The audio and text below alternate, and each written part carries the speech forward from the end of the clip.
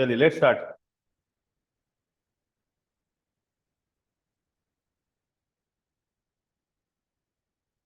लिखिए requirements of rail joints. Put heading requirements of rail joints.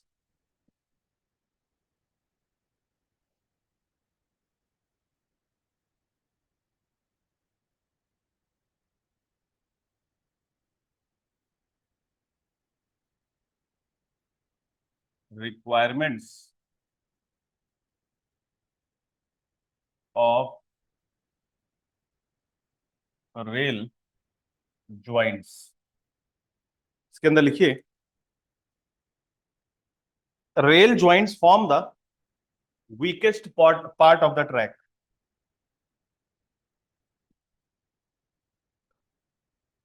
Rail joints form the weakest part of the track. The strength of rail joint is the strength of rail joint is about half of the strength of about half of the strength of a rail. A perfect rail joint is one. A perfect rail joint is the one which provides same strength and stiffness, which provides same strength and stiffness as any other section on the track. As any other section on the track.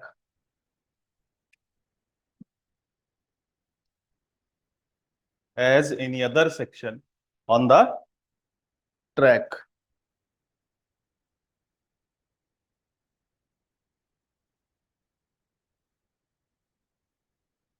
ठीक है। Rail joints form the weakest part of the track. Full stop.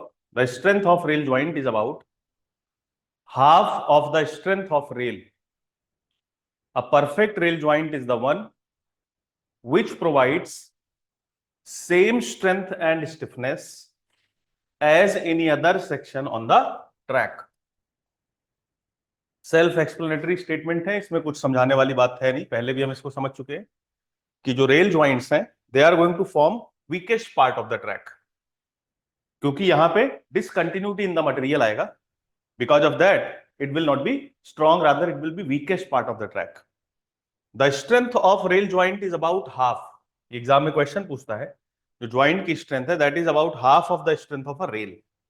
फिर बोला एक perfect जो rail joint है वो वाला rail joint है जो कि सेम स्ट्रेंथ, स्ट्रेंथ का मतलब भी समझ गए आप और स्टिफनेस का भी मतलब, तो जो कि सेम स्ट्रेंथ और स्टिफनेस प्रोवाइड कर रहा है as any other section on the track, जैसे कि किसी और सेक्शन पे ट्रैक पे मिल रहा है स्ट्रेंथ और स्टिफनेस। फिर लिखिए एज फार एज पॉसिबल। फिर लिखिए as far as possible, as far as possible the rail joint should satisfy following requirements. The rail joint should satisfy following requirements. क्या है requirements? तो पहला पॉइंट लिखिए इसमें, first they should remain true in line. They should remain true in line both laterally and vertically. both laterally and vertically when load is applied. When load is applied, ठीक है, this will prevent the wheel, this will prevent the wheel, this will prevent the wheel jumping or changing, jumping or changing its direction of motion, its direction of motion, ठीक है। बोला गया कि कैसा होना चाहिए रेल ज्वाइंट, तो ये रिक्वायरमेंट्स को इसको फुलफिल करना चाहिए। पहली रिक्वायरमेंट क्या है कि दे शुड रिमेन ट्रू। पहला रिक्वायरमेंट क्या है कि they should remain true in line, मतलब ये लाइन में रहने चाहिए, जैसे ये रेल की ज्वाइन करने के बाद भी it should be in line, and that both in lateral as well as in vertical direction. Lateral का क्या मतलब होता है, ये बार बार आ रहा है तो मैं समझा ही दे रहा हूं क्योंकि आप लोग नए हैं, शायद नहीं पता हो। जैसे सपोज करो ये कोई मेंबर है, तो इंजीनियरिंग में आपको पता है कि इज ऑल अबाउट मैथमेटिक्स, मतलब जो इंजीनियर की भाषा है वो गणित है, मैथमेटिक्स है। तो ये एक अजम्पशन आप ले सकते हो कि जो भी इंजीनियर है, बीटेक किया हुआ है, उसकी मैथमेटिक्स स्ट्रांग है। तो ये चाहे स्ट्रेंथ ऑफ मटेरियल लो, चाहे मैकेनिक्स लो, जहां से भी आपने हर बार एक कोऑर्डिनेट सिस्टम स्टैब्लिश किया है चीजों को डिफाइन करने के लिए, डेजिग्नेट करने के लिए, उनकी लोकेशन, उनकी position with respect to time and space justify करने के लिए। तो जैसे ये कोई मेंबर है, तो इसमें मैं 3D कोऑर्डिनेट सिस्टम स्टैब्लिश कर सकता हूं। इसकी एक लॉन्ग एक्सिस होगी, सेंटर से इमेजिन करो एक लाइन जा रही है, इमेजिनरी लाइन, जो कि इसको सिमेट्रिकली डिवाइड कर रही है। क्योंकि ये सेक्शन सिमेट्रिकल है, you can assume, but it's not about symmetrically, it's the centroidal axis, means ये क्रॉस सेक्शन के सीजी से पास कर रही है, ये इसकी लेंथ है।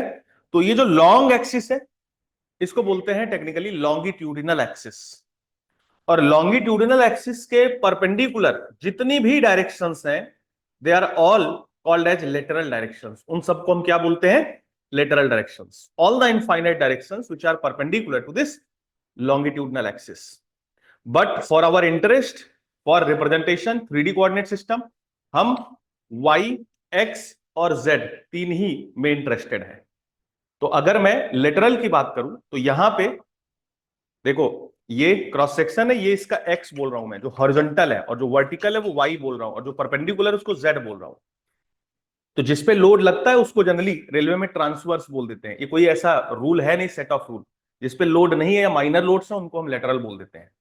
बट इन जनरल लॉन्गिट्यूडनल के परपेंडिकुलर जो ऑल अदर इनफाइनाइट एक्सिस हैं, they can be called as transverse और लेटरल एक्सिस। तो बोला गया कि जो ज्वाइंट है ये एक लाइन में ही रहना चाहिए, rail should be following in a same line. ऐसा नहीं है कि लोड आने से ये वर्टिकल या लेटरल डायरेक्शन में चेंज हो जाए। सो यही पॉइंट लिखा है कि they should remain true in line, both, दोनों ही दिशाओं में, चाहे हम लेटरल डायरेक्शन की बात करें और चाहे वर्टिकल की बात करें। व्हेन लोड इज अप्लाइड, जब इस पे लोड अप्लाई किया गया, this will prevent the wheel jumping और changing its direction of motion. इससे क्या फायदा होगा कि ये व्हील्स को प्रिवेंट करेगा, बचाएगा फ्रॉम चेंजिंग इट्स डायरेक्शन, इसकी डायरेक्शन नहीं बदलेगी। ठीक है, so this is the first requirement.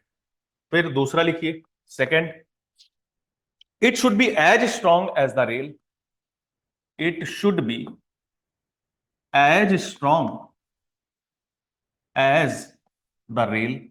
Theoretically हम ज्वाइंट प्रोवाइड करना चाहते हैं उतनी ही स्ट्रेंथ का जितनी स्ट्रेंथ की रेल है।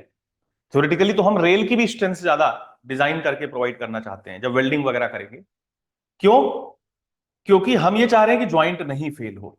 ठीक है, रेल की स्ट्रेंथ के बराबर, अगर बहुत ज्यादा आप रेल की स्ट्रेंथ से ज्वाइंट को स्ट्रांग बना दोगे तो उससे भी कोई फायदा नहीं मिलने वाला है, फिर रेल फेल कर जाएगी। तो इसको मैच करने की कोशिश करते हैं, मतलब ना तो रेल फेल हो ना तो ज्वाइंट फेल हो। इट्स सेम कॉन्सेप्ट जैसे आप मैसनरी में यूज करते हो। जो मैसनरी की स्ट्रेंथ है वो मोर्टार की स्ट्रेंथ पे भी डिपेंड कर रहा है, ब्रिक की स्ट्रेंथ पे। ब्रिक बहुत स्ट्रांग ले लोगे, मोर्टार वीक होगा तो मोर्टार फेल कर जाएगा, तो मैसनरी फिर भी फेल होगी। मोर्टार बहुत स्ट्रांग ले लोगे, ब्रिक्स आपके वीक होंगे तो ब्रिक्स फेल कर जाएंगे, वो क्रश कर जाएंगे, तो भी मैसनरी फेल कर गया। तो हम उनकी स्ट्रेंथ को मैच करने की कोशिश करते हैं। ऐसे ही यहां पे भी हम ज्वाइंट की स्ट्रेंथ को रेल की स्ट्रेंथ से मैच करने की कोशिश करते हैं। अगर कोई एक बहुत स्ट्रांग है तो जो वीकर मेंबर है दैट विल फेलिंग, तो it will not B, you can से justified, it will not be suitable.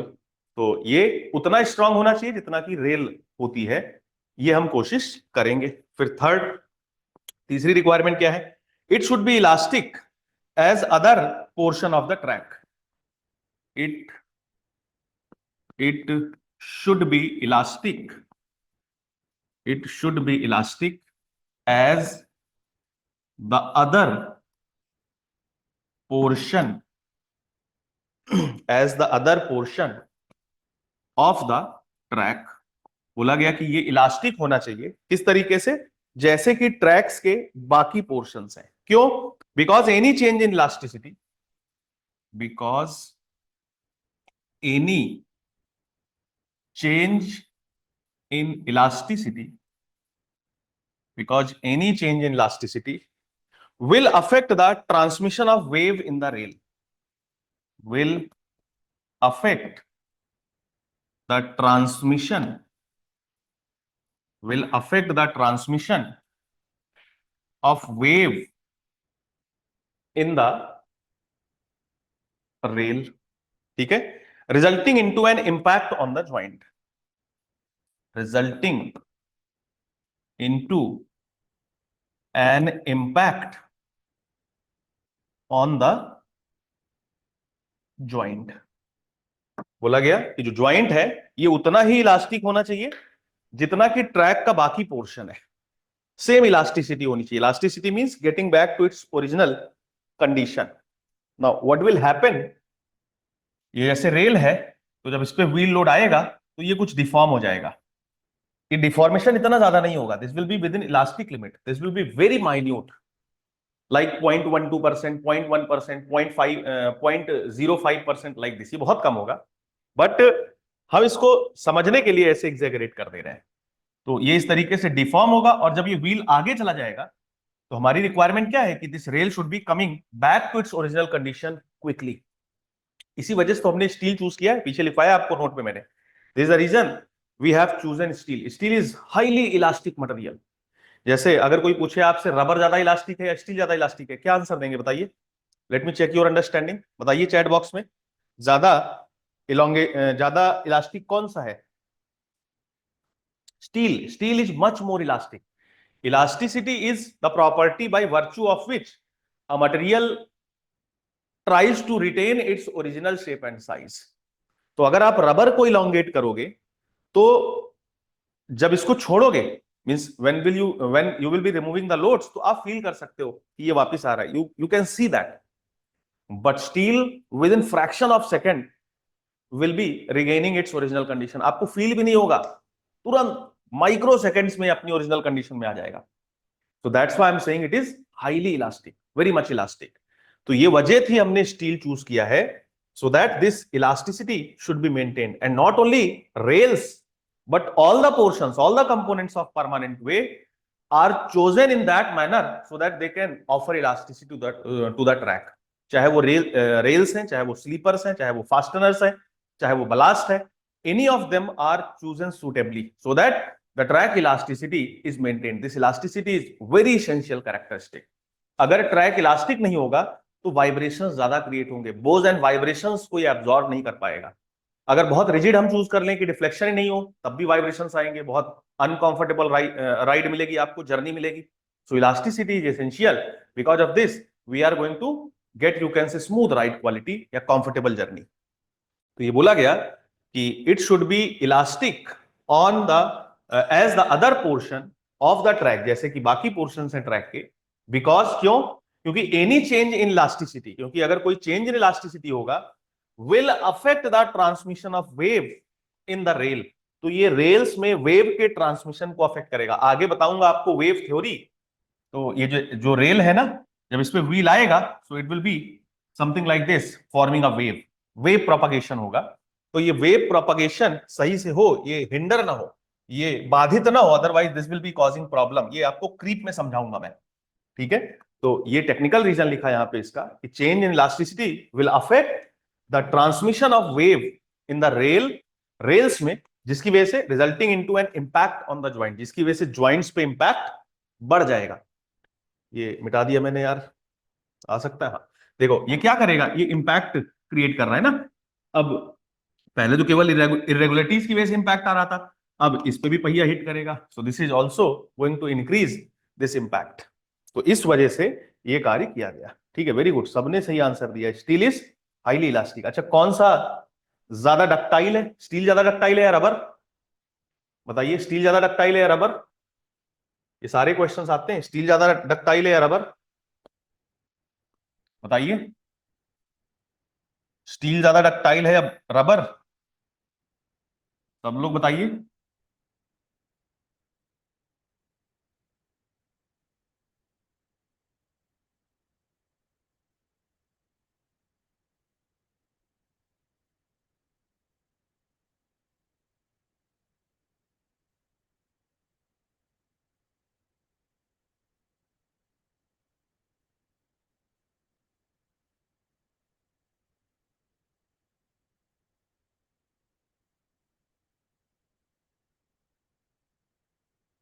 ये देखो डायग्राम बना दिया मैंने स्ट्रेस स्ट्रेन कर। This is strain, this is stress. ये रबर है। Rubber is a non linear, non linearly elastic brittle material. Exam का क्वेश्चन है, याद रखना। ठीक है, मतलब नॉन लीनियर का मतलब कि जहां तक ये इलास्टिक है वहां तक ये लीनियर स्ट्रेट लाइन नहीं है, जबकि स्टील देखो इलास्टिक लिमिट तक स्ट्रेट लाइन बिहेव करता है। तो it is linear elastic material. Steel कैसा है? इट इज जस्ट थोड़ा सा एक कॉन्सेप्ट बता दिया, रिवीजन हो जाए आपका। तो it is linearly elastic, it is linearly elastic ductile material.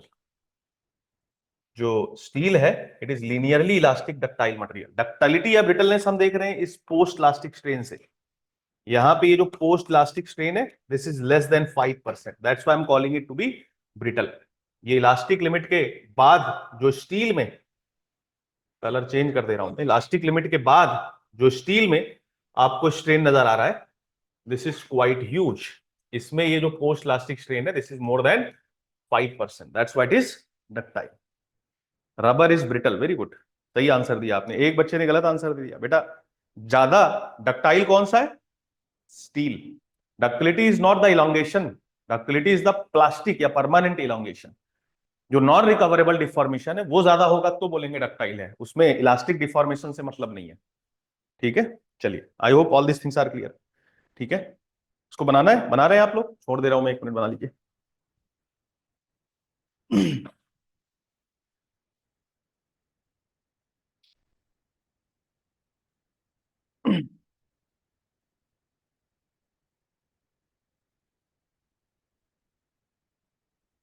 गर्मी लग रही है यार बहुत ज्यादा।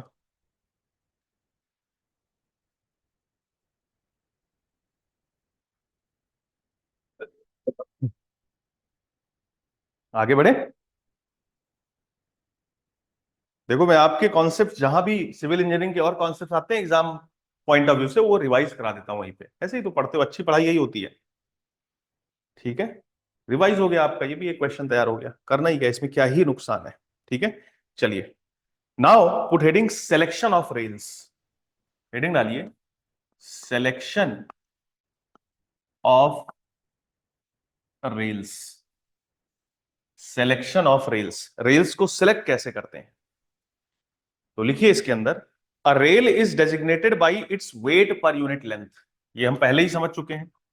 अ rail is designated by its weight per unit length. जैसे हमने 52 केजी रेल की बात की, तो ये 52 केजी क्या है, 1 मीटर रेल का वेट है। 60 केजी रेल, 1 मीटर रेल का वेट है इन किलोग्राम्स। तो a rail is designated by its weight per unit length. ठीक है। The various important factors to be considered, the various important factors to be considered, the various important factors to be considered in deciding the weight of rail, in deciding the weight of rail to be used are as follows, to be used are as follows, to be used are as follows। बोला गया जो various important factors हैं कि कौन सी rail choose करेंगे, वो factors इस तरीके से हैं, निम्नलिखित है। पहला फैक्टर क्या है, speed of train. First factor क्या है, स्पीड ऑफ ट्रेन, ट्रेन की स्पीड कितनी है।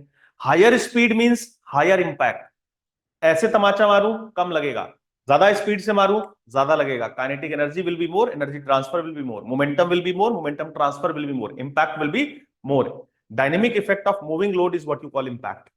जितना ज्यादा स्पीड होगी ट्रेन की, उतना ही ज्यादा इंपैक्ट यानी उतनी ज्यादा स्ट्रेसेज ट्रैक में जनरेट होंगी।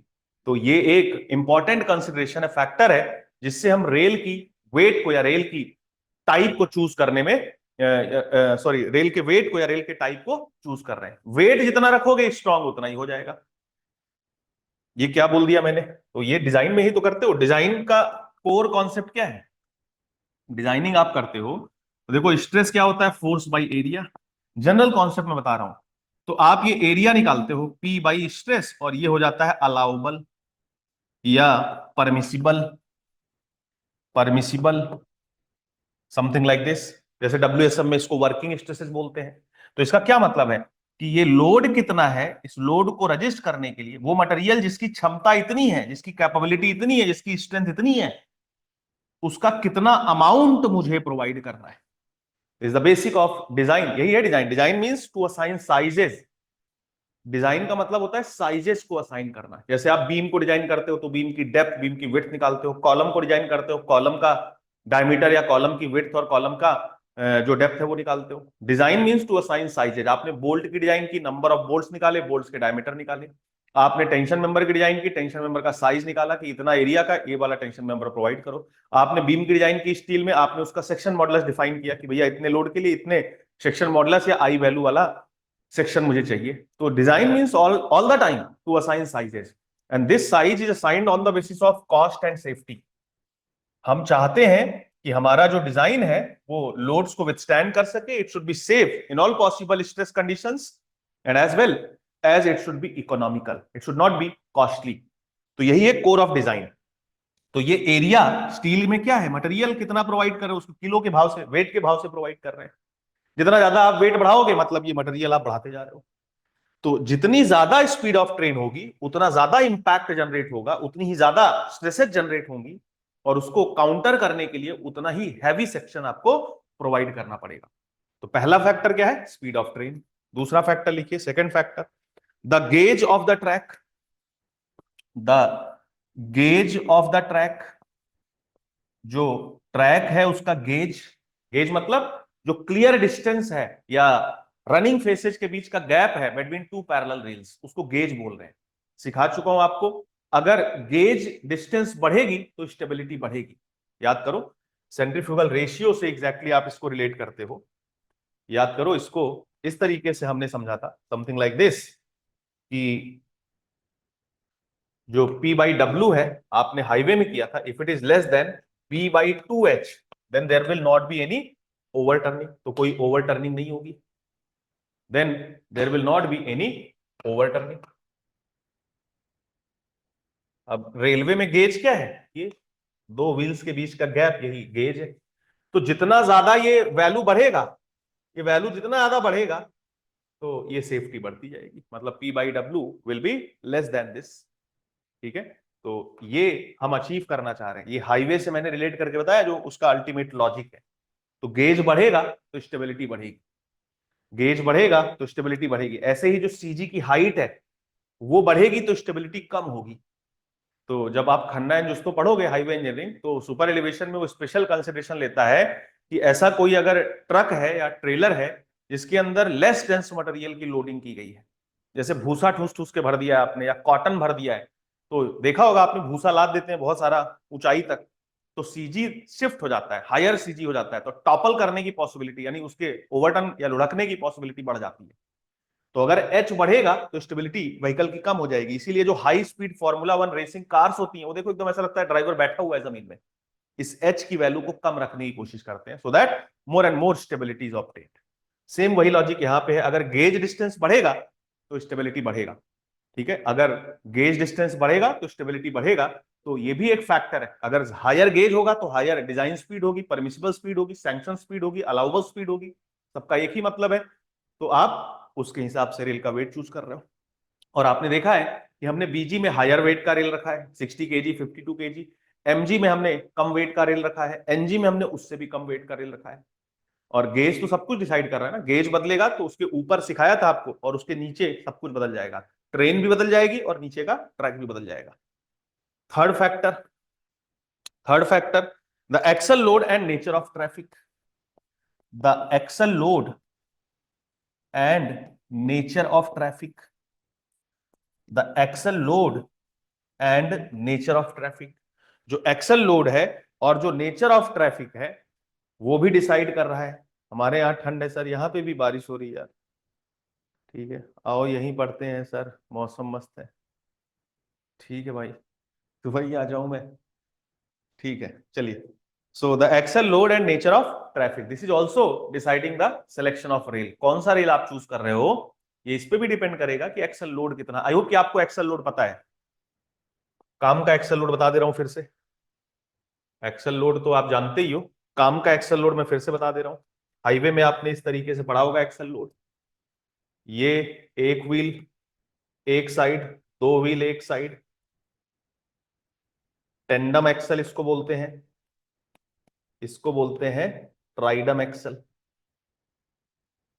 तो पहला वाला है single axle with single wheel on each side, दूसरा वाला है single axle with dual wheel on each side, तीसरा वाला है टेंडम एक्सल और चौथा वाला है ट्राइडन एक्सल।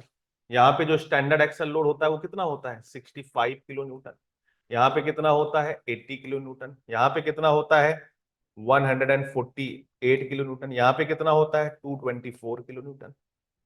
एक्सल लोड मतलब ये जैसे मान लो दो पहिए हैं, तो इस पे ये जो एक्सल लोड आ रहा है ये एक्सल है, शाफ्ट है। आई होप इतना तो आपको समझ आ रहा है ना। तो ये जो एक्सल लोड है 80 किलो न्यूटन मतलब 8,000 किलोग्राम। तो दिस इज द लोड, ये एक्सल लोड है। अब एक साइड कितना चला जाएगा, तो दिस विल बी 4,000 किलोग्राम, ये भी कितना हो जाएगा 4,000 किलोग्राम। इसको बोलेंगे dual wheel load, this is dual wheel load. और एक व्हील पे कितना आ जाएगा, तो this is 2,000 kilogram, this will B 2,000 kilogram, this is single wheel load. इसको हम डिजाइन व्हील लोड भी बोलते हैं। जो भी आपने फॉर्मूले पढ़े हैं हाईवे में वो सब में design wheel load dual wheel load है। तो ये this is the meaning of axle load and wheel load. अभी यहां पे क्या लिखा है एक्सल लोड, एक्सल लोड मतलब जो एक्सल्स पे ओवरऑल लोड आ रहा है। जैसे मालगाड़ी है, उसका जो बोगी है वो कितना बड़ा है, उसमें क्या मटेरियल है, उसका लोड कितना आने वाला है, कितना आप अलाउ कर रहे हो, इसके हिसाब से भी आप वेट ऑफ रेल डिसाइड कर रहे हो। नेचर ऑफ ट्रैफिक मतलब ट्रैफिक किस तरीके का है, पैसेंजर ट्रेन मूव करने वाली है या गुड्स ट्रेन मूव करने वाली है, ऑल दीज थिंग्स, ये सारी चीजें डिसाइड कर रही है दिस सिलेक्शन ऑफ रेल। ठीक है, I hope all these things are clear. Next, fourth fourth point, type of rails.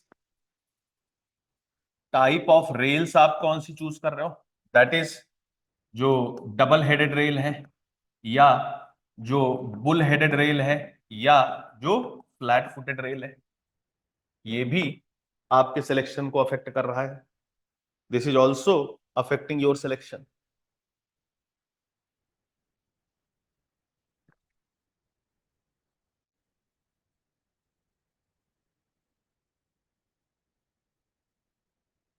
ठीक है, this is also affecting your selection. Type of rail कौन सा है, ठीक है। Then fifth, spacing of sleepers. Spacing of sleepers sleepers की spacing कितनी है, मतलब एक रेल को सपोर्ट करने के लिए उसके नीचे आपने कितने नंबर ऑफ स्लीपर्स प्रोवाइड किए हैं। टेक्निकली इसको स्लीपर डेंसिटी बोलते हैं। टेक्निकली इसको स्लीपर डेंसिटी बोलते हैं। ये स्लीपर वाले चैप्टर में आपको सिखाऊंगा, बहुत इंपॉर्टेंट टर्म है, इस पे क्वेश्चंस भी आते हैं, न्यूमेरिकल्स भी आते हैं। तो स्लीपर डेंसिटी कितनी है, how many sleepers you are offering to support one single rail, मतलब एक रेल के नीचे कितने नंबर ऑफ स्लीपर्स हैं, ये भी डिसाइड कर रहा है कि कौन सी रेल आप चूज करोगे। हैवी रेल्स के लिए ज्यादा स्लीपर्स चाहिए होंगे, ठीक है। 6 point, maximum permissible wear on top rail, maximum permissible wear, wear मतलब रगड़ घिस, सिखा चुका हूं आपको, wearing, wear on top rail, जो रेल का टॉप है उस पे मैक्सिमम परमिसिबल वियर कितना है, ये भी डिसाइड कर रहा है कि आप कौन सा रेल चूज कर रहे हो, कितने किलोग्राम कितने वेट का रेल चूज कर रहे हो।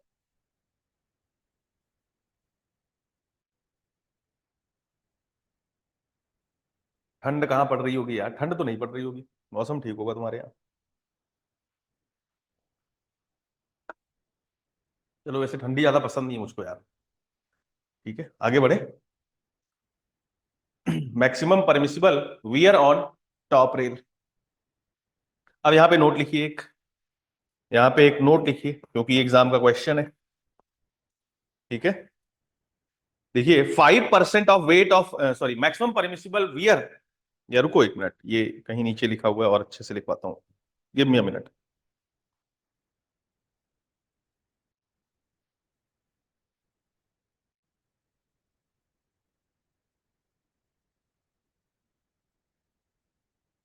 कैसे हो मयंक, ठीक है।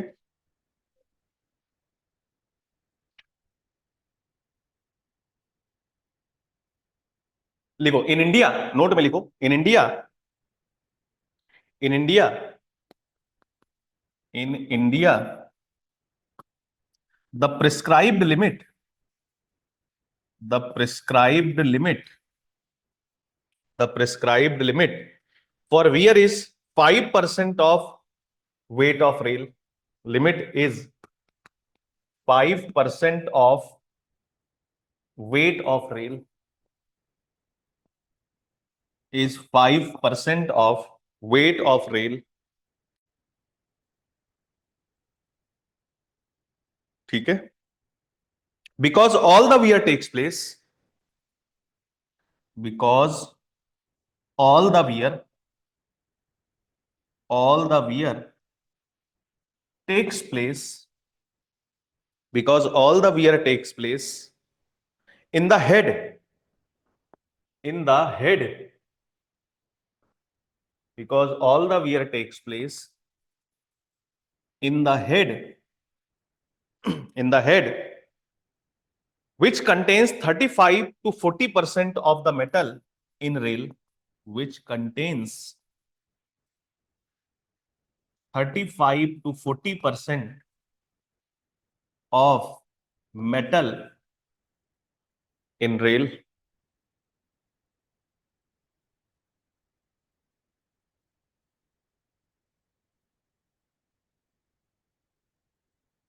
ठीक है। This is the first note. In India the prescribe limit, the prescribe limit of wear, the prescribe limit of wear is 5%, ये आपको वैल्यू याद रखनी है एग्जाम के लिए। 5% ऑफ वेट ऑफ रेल, मतलब रेल के वेट का 5% वियरिंग, घिसाई हम अलाउ कर सकते हैं, ठीक है। वेट करिए, अभी आ जाएगा वो स्लाइड, फिर से दिखा दूंगा, ठीक है। नहीं 10% नहीं भाई, 5%, 10% नहीं। वर्टिकल वियर 10 mm है, वो दूसरी चीज है। वर्टिकल वियर 10 mm है, वो एक अलग क्वेश्चन है। वर्टिकल वियर 10 mm का मतलब, जैसे ये हेड है ना, तो इसमें 10 mm मतलब ये घिस के 10 mm तक की घिसाई अलाउड है, दैट इज डिफरेंट थिंग। अभी हम बोल रहे हैं कि घिस घिस के कितना मटेरियल लॉस अलाउड है, तो बोला गया 5% ऑफ वेट ऑफ रेल। दो अलग अलग चीजें हैं, कंफ्यूज नहीं होना है, वो भी वैल्यू याद रखना है। 10 mm इज डिफरेंट थिंग, पहले लिखवाया हूं। जो अलाउबल वर्टिकल वियर है वो 10 mm, मतलब वर्टिकल जो ये घिसाई हो रही है 10 mm परमिसिबल है, उसके बाद रेल्स बदल दी जाती है, सेक्शन विल बी चेंज। अभी बोला गया है इन टर्म्स ऑफ परसेंटेज कि जो वेट ऑफ रेल है उसका 5% वेट घिसा घिस जाए इतना अलाउड है, इससे ज्यादा अलाउड नहीं है। So in India, the prescribed limit of wear is 5% of the weight of rail because all the wear takes place in the head. क्यों? क्योंकि सारा का सारा wear कहां पे होता है? हेड पे, जहां पे पहिया घिस रहा है इसको। और which contains, जो हेड है, it will be containing 35 to 40% of metal in rail. दूसरा एक और नोट लिखिए, यहीं पे एक और नोट लिखिए, note number 2। This was note number 1। एक और नोट लिखिए, allowable wear of 25% of the section of head, allowable wear of 25% of section of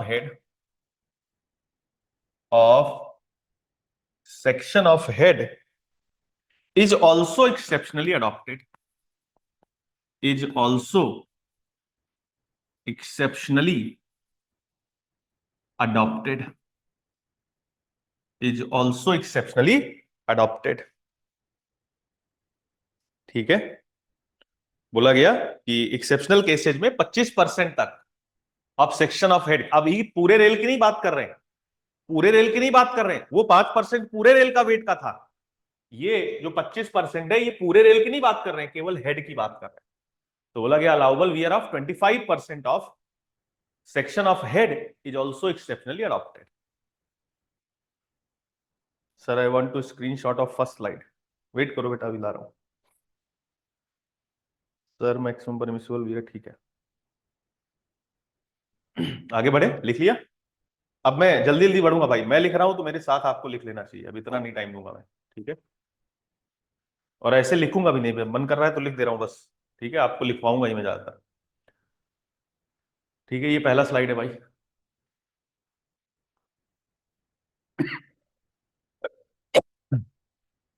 this the first slide, यहां से हमने स्टार्ट किया। ये सेकेंड स्लाइड है, फिर ये सब हमने डिस्कस किया, ये डिस्कस किया, यहाँ पे आपको छोटी सी बात समझाई।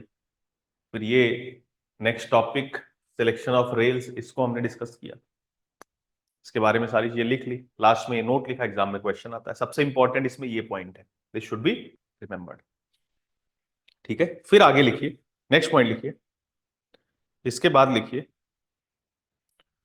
Again very important point, star बना के लिखिए इसको। क्वेश्चन आता है इस पर, न्यूमेरिकल भी आया हुआ है इस पे, ठीक है। अच्छा, एक और नोट लिख लो, ये भी क्योंकि मजेदार चीज है, एक और नोट लिख लो।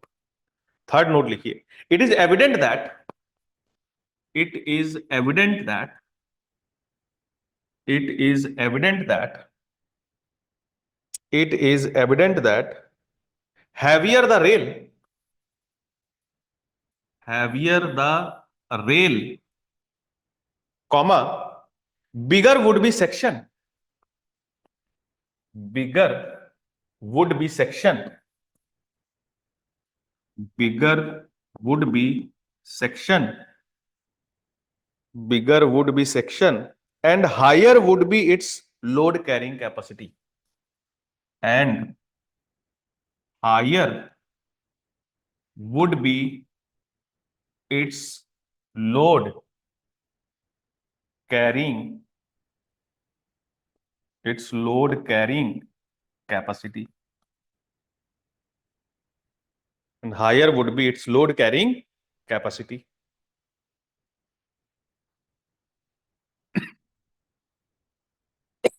बोला गया, इस चीज के सबूत मिले हैं कि हैवियर अगर रेल होगा तो सेक्शन बड़ा होगा और उसकी लोड कैरिंग कैपेसिटी भी ज्यादा होगी, सिंपल सी बात। अच्छा, एक और मजेदार बात, हायर लोड के सेक्शंस को हम प्रिफर करते हैं, तो ये आगे मैं डिस्कस कर रहा हूं now, right.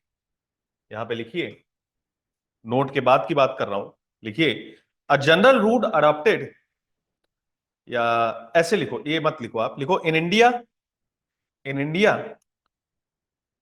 In India the wait of rail section is decided, is decided on the basis of following, on the basis of following general rule.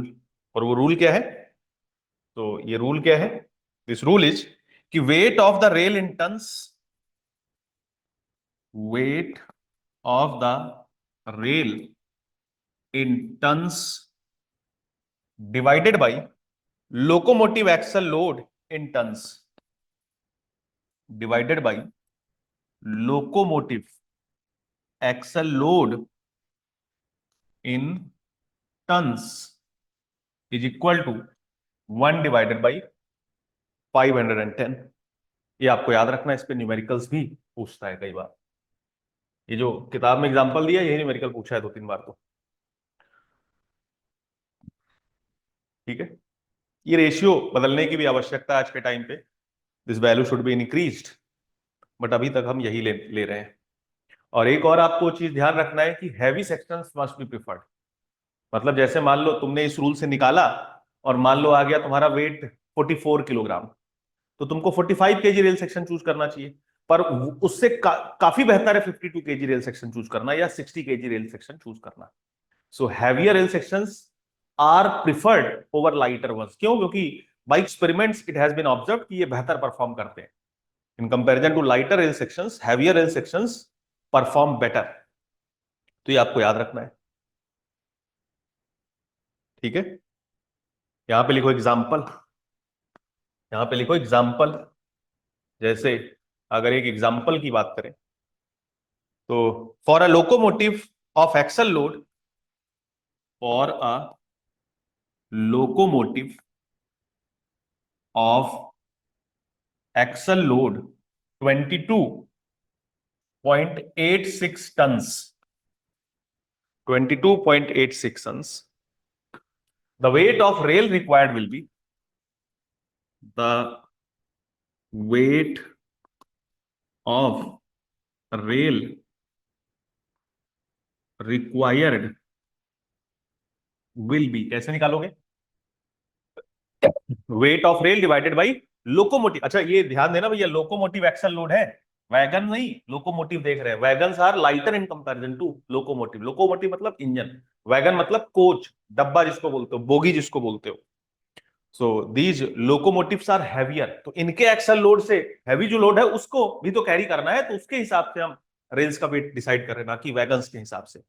जैसे कि बोला, अगर लोकोमोटिव एक्सल लोड है 22.86 टन्स, तो रेल सेक्शन कैसे choose करोगे? तो पीछे रूल लिखा आपने कि weight of rails in tons divided by locomotive axle load in tons. Unit का ध्यान रखना है, these both things are in tons, बराबर कितना है? 1/510। तो रेल सेक्शन कैसे चूज करोगे आप बताइए? तो इट विल बी 1/510 इंटू कितना है? 22.86 टन्स। ये टन्स में है, गलती नहीं करना है। दिस इज इन टन्स, तो जब इसको 1000 से मल्टीप्लाई करोगे तो this will be in kilogram. कितना आ रहा है ये? सॉल्व करके चेक करिए कितना आ रहा है, कितना आ रहा है ये सॉल्व करके। कैलकुलेटर से सॉल्व करके बताइए कितना आ रहा है।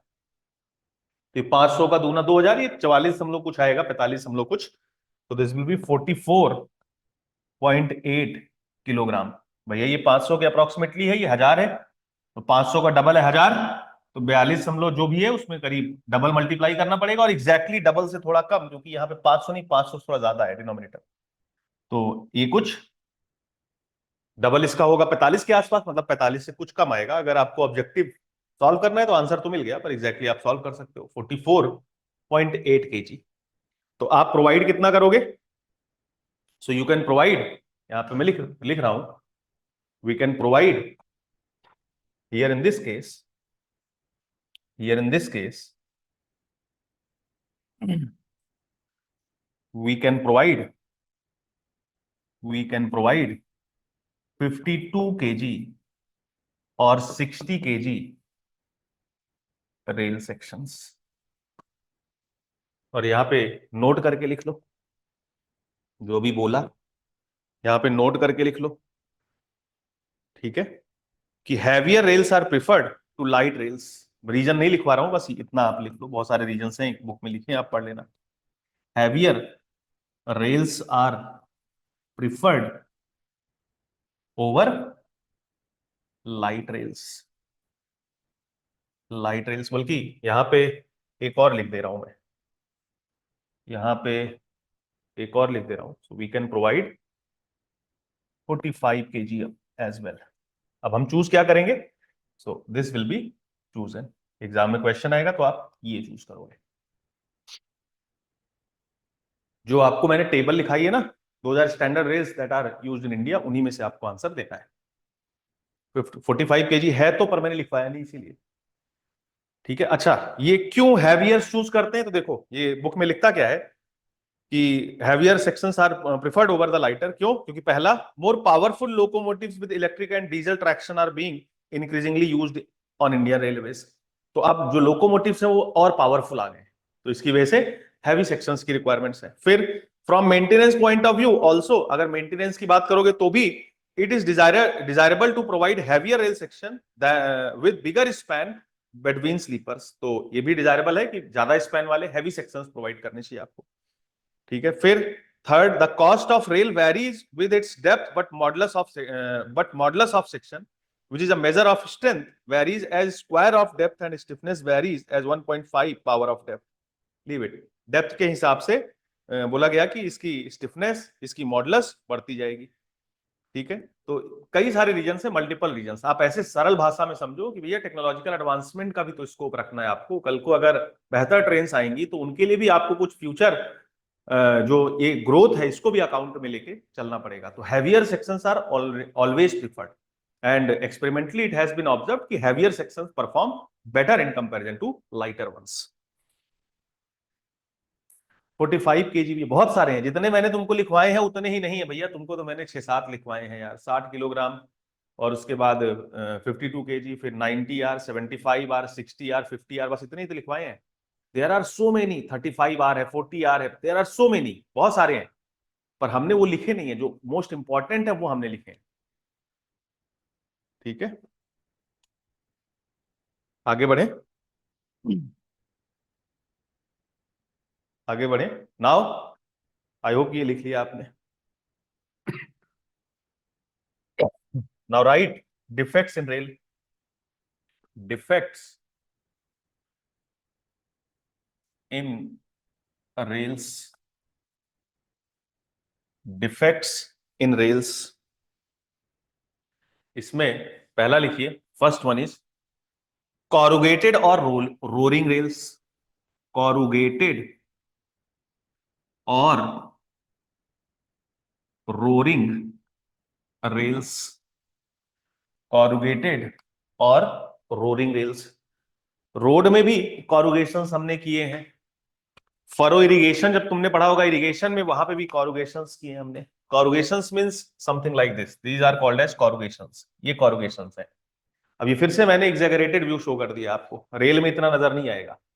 But over the period of time what happens at the locations where train is accelerated, it is started और स्टॉप्ड, मतलब जहां पे ब्रेक अप्लाई कर रहे हैं, तो वहां पे रेल्स में इस तरीके से कॉरुगेशंस प्रोड्यूस जाते हैं, मतलब इस तरीके से उबड़ खाबड़ हो जाती है रेल। तो इसको रोरिंग रेल्स क्यों बोलते हैं? क्योंकि इसके ऊपर जब गाड़ी आती है ना तो बहुत यू कैन से इरिटेटिंग नॉइस क्रिएट होता है, इसीलिए इसको रोरिंग रेल्स भी बोलते हैं। तो these are what we call corrugated rails, इनको कॉरुगेटेड रेल्स बोलते हैं। तो इसका उपचार क्या है? इसकी घिसाई की जाती है। जैसे जर्मनी वगैरह में देखो तो इसको घिस घिस के फिर से नॉर्मल करते हैं। ठीक है, और इसका कोई बहुत वेल डिफाइंड रीजन नहीं है कि कॉरुगेशन क्यों है, क्या है। बहुत सारे, मतलब there are so many theories, need not to know. कोई ऐसा वेल डिफाइंड रीजन नहीं है, कुछ भी हो सकता है रीजन। क्योंकि कई बार तो हम क्या करते हैं, जो कॉरुगेटेड रेल्स होती हैं उसको कहीं और लगा देते हैं तो दोबारा सही हो जाता है। ठीक है, तो कोई ऐसा वेल डिफाइंड रीजन नहीं है कि कॉरुगेशन क्यों प्रोड्यूस हो रहे हैं और इसको आप कैसे प्रिवेंट कर सकते हो। There is no such you can say well defined reason, it is still under research. पर आपको पता होना चाहिए कि कॉरुगेशन है क्या। तो इसके अंदर लिखिए, ठीक है, इन सर्टन प्लेसेज, इसके अंदर लिखिए in certain places,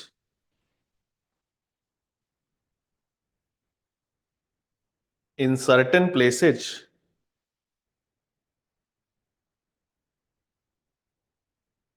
in certain places, comma, the heads of rails are found to be corrugated. The heads of rails are found to be corrugated. The heads of rails are found to be corrugated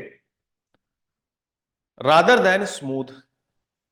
rather than smooth and straight, rather than smooth and straight. In certain places, the heads of rails are found to be corrugated rather than smooth and straight, comma, when the vehicles pass over such rails, when the vehicles pass over such rails, a roaring sound is produced. A roaring sound is produced, which is intense enough to be unpleasant. Which is intense enough to be unpleasant. Which is intense enough to be unpleasant. Which is intense enough to be unpleasant. ये देखो diagram, I hope कि ये थोड़ा साफ नहीं दिख रहा, देखो ये अच्छा डायग्राम है, देखो कैसे ये ऐसे बल्स बन गए, कॉरुगेशंस आ गए। इसमें भी वही चीज शो किया है, बड़े गंदे गंदे डायग्राम है यार, ये क्या है, इसमें साफ क्यों नहीं आता है? मैं मोबाइल में देखता हूँ मुझे बड़े अच्छे अच्छे मिल जाते हैं यार, जो सर्च करता हूँ वो मिल जाता है। लैपटॉप में भी मेरे, मुझे लग रहा है ये कुछ इनका ऐसा प्रोग्रामिंग होगा। मैं करता रहता हूँ सर्च ना, तो मुझे अभी मैं अपने लैपटॉप में सर्च करूँ विद इन मिनट्स में जो चाहता हूँ मिल जाता है। यहाँ पे ढूंढता रहता हूँ मैं जो दिखाना होता है। ठीक है, देखिए दिस इज कॉरुगेशन, ये कॉरुगेशन है, ये देखो ये कॉरुगेशन है, दिस इज कॉरुगेशन। आई होप कि ये विजिबल है थोड़ा आपको। दिस इज कॉरुगेशन, ये कॉरुगेशन। ठीक है, आगे लिखिए, आगे लिखिए, नेक्स्ट पॉइंट करके लिखिए। The corrugations consist of minute depressions on the surface of rails. The corrugations consist of minute depressions. The corrugations consist of minute depressions on the surface of rails. On the surface of rails. The corrugations consist of minute depressions on the surface of rails. Full stop. ठीक है, समझा दिया कॉरुगेशंस क्या है, rail के surface पे minute depressions है। और आपको देखो भूलो ना इसलिए रिलेट भी करके दिखा दिया, हाईवे में भी यही मतलब है कॉरुगेशन का, वहां पे भी डिफेक्ट पड़ा हुआ है आपने। तुमने इरिगेशन पढ़ा है, फरो इरिगेशन, उसका एक टाइप तुमने पढ़ा है कॉरुगेशन, और लिखा है, लिखवाया मैंने आपको, corrugation are nothing but small furrows. कई बार कुछ वेजिटेटिव क्रॉप्स के लिए हम स्मॉल फरोज प्रोवाइड करते हैं, तो उसको कॉरुगेशन बोलते हैं। ठीक है, नेक्स्ट पॉइंट लिखिए। They are usually created at places, they are usually created at places, they are usually created at places where either brakes are applied or train starts, where either brakes are applied or train starts, where either brakes are applied or train starts।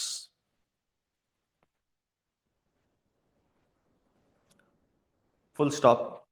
ठीक है, ये सारे questions हैं जो जो लिखवा रहा हूं मैं। कहां पे दिखेगा ये आपको? तो जहां पे ट्रेन स्टार्ट हो रही है, जहां पे एक्सेलरेट कर रही है, जहां पे ब्रेक अप्लाई कर रहे हो, वहां पे इस तरीके से कॉरुगेटेड ये डिप्रेशंस या कॉरुगेशंस दिखेंगे, आपको नजर आने लगेंगे। ठीक है, full stop.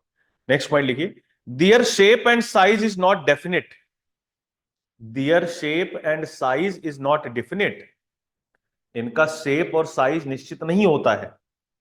And their shape and size is not definite and occur at irregular intervals, and occur at irregular intervals, इनके शेप और साइज अनिश्चित होते हैं और ये इरेगुलर इंटरवल्स पे होते हैं। and occur at irregular intervals। ठीक है, नोट करके लिखो, नोट करके लिखिए, नोट करके लिखिए। corrugated rails are peculiar in nature, corrugated rails are peculiar in nature, corrugated rails are peculiar in nature, corrugated rails are peculiar in nature. peculiar का मतलब होता है असामान्य. peculiar का मतलब होता है हिंदी में असामान्य, अजीब जिसको बोलते हो, या विचित्र. या विचित्र मतलब बहुत ज्यादा हमें इसके बारे में आइडिया नहीं है, थोड़ा अजीब सी चीज होती है, विचित्र चीज होती है. मुझे ग्रुप में एक इमेज भेजी कॉरुगेशन की. हाँ जी, कोई बात नहीं, अगर आपको बनाना है बना सकते हैं. हाँ जी ठीक है. कई सारी इमेजेस मैंने दिखा दी, अब इसको बनवाऊंगा नहीं ना, अभी ड्राइंग थोड़ी ना करेंगे. ठीक है. Corrugations are peculiar in nature, comma, both in occurrence and cause. Both in occurrence and cause मतलब कहां पे हो रही है और किस वजह से हो रही है.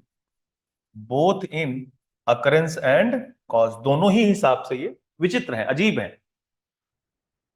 दोनों ही हिसाब से ये पेक्यूलियर इन नेचर है. ठीक है, फुल स्टॉप. आगे बढ़े. ठीक है. एक चीज याद आ गई यार, कल की क्लास में ना मैंने वो लिखाए थे ना आपको, वो फ्लो में मैंने 3 किलोमीटर बोल दिया, वो 3 मीटर था, उसको चेंज करिए. बाद में एक बच्चे ने डाउट पूछा तो मुझे याद आया, 3 किलोमीटर बोल दिया था मैंने. 3 भी उसको चेंज कर दो, नया डेटा है 6 मीटर, तो 6 मीटर लिख लो उसको. ठीक है. कल कहाँ लिखवाया था इसको मैंने, जो ब्रिजेज के आसपास कहाँ पे ज्वाइंट हम नहीं प्रोवाइड करते हैं, ये जो एक टॉपिक लिखवाया था, joint should be avoided as far as possible in the following cases, ये मैंने आपको लिखवाया था. आफ्टर ऑल दी ज्वाइंट्स मैंने एक नोट लिखवाया था, joint should be avoided as far as possible in following cases, on level crossing, on bridge approaches within 3 kilometre नहीं, विद इन 3 मीटर, और 3 भी चेंज करके 6 मीटर लिखो. नया डेटा अब 6 मीटर का आ गया है, इसको 6 मीटर करो. पहली बात तो किलोमीटर नहीं है. ठीक है, इसको चेंज इट टू 6 मीटर. ठीक है. चलिए आइए फिर से आगे आते हैं इस पे. Next defect is hogged rails. Next defect is hogged rails. Hogged rails. Next defect is hogged rails. Hogged rails. Hogging का मतलब तो जानते ही हो, अब इसका भी आपको डायग्राम दिखा दूं तो समझ जाओगे. ज्वाइंट्स पे ये डिफेक्ट आपको नजर आएगा. बैटरिंग, बैटरिंग का मतलब होता है कंटिन्यूअसली हिटिंग. देखो, ये जैसे मान लो एक रेल है, मान लो ये पूरी रेल है. ठीक है, ये इसका एंड है, ज्वाइंट पे यहाँ पे दूसरी रेल है. तो पहिया आता है ना, इसको बार बार टक्कर करता है, हिट करता है, हिट करता है. This hitting again and again, इसको टेक्निकली बोलते हैं बैटरिंग एक्शन. बैटरिंग मतलब अगेन अगेन जो ये हिटिंग हो रही है, बार बार जो इस पे टक्कर आ रही है.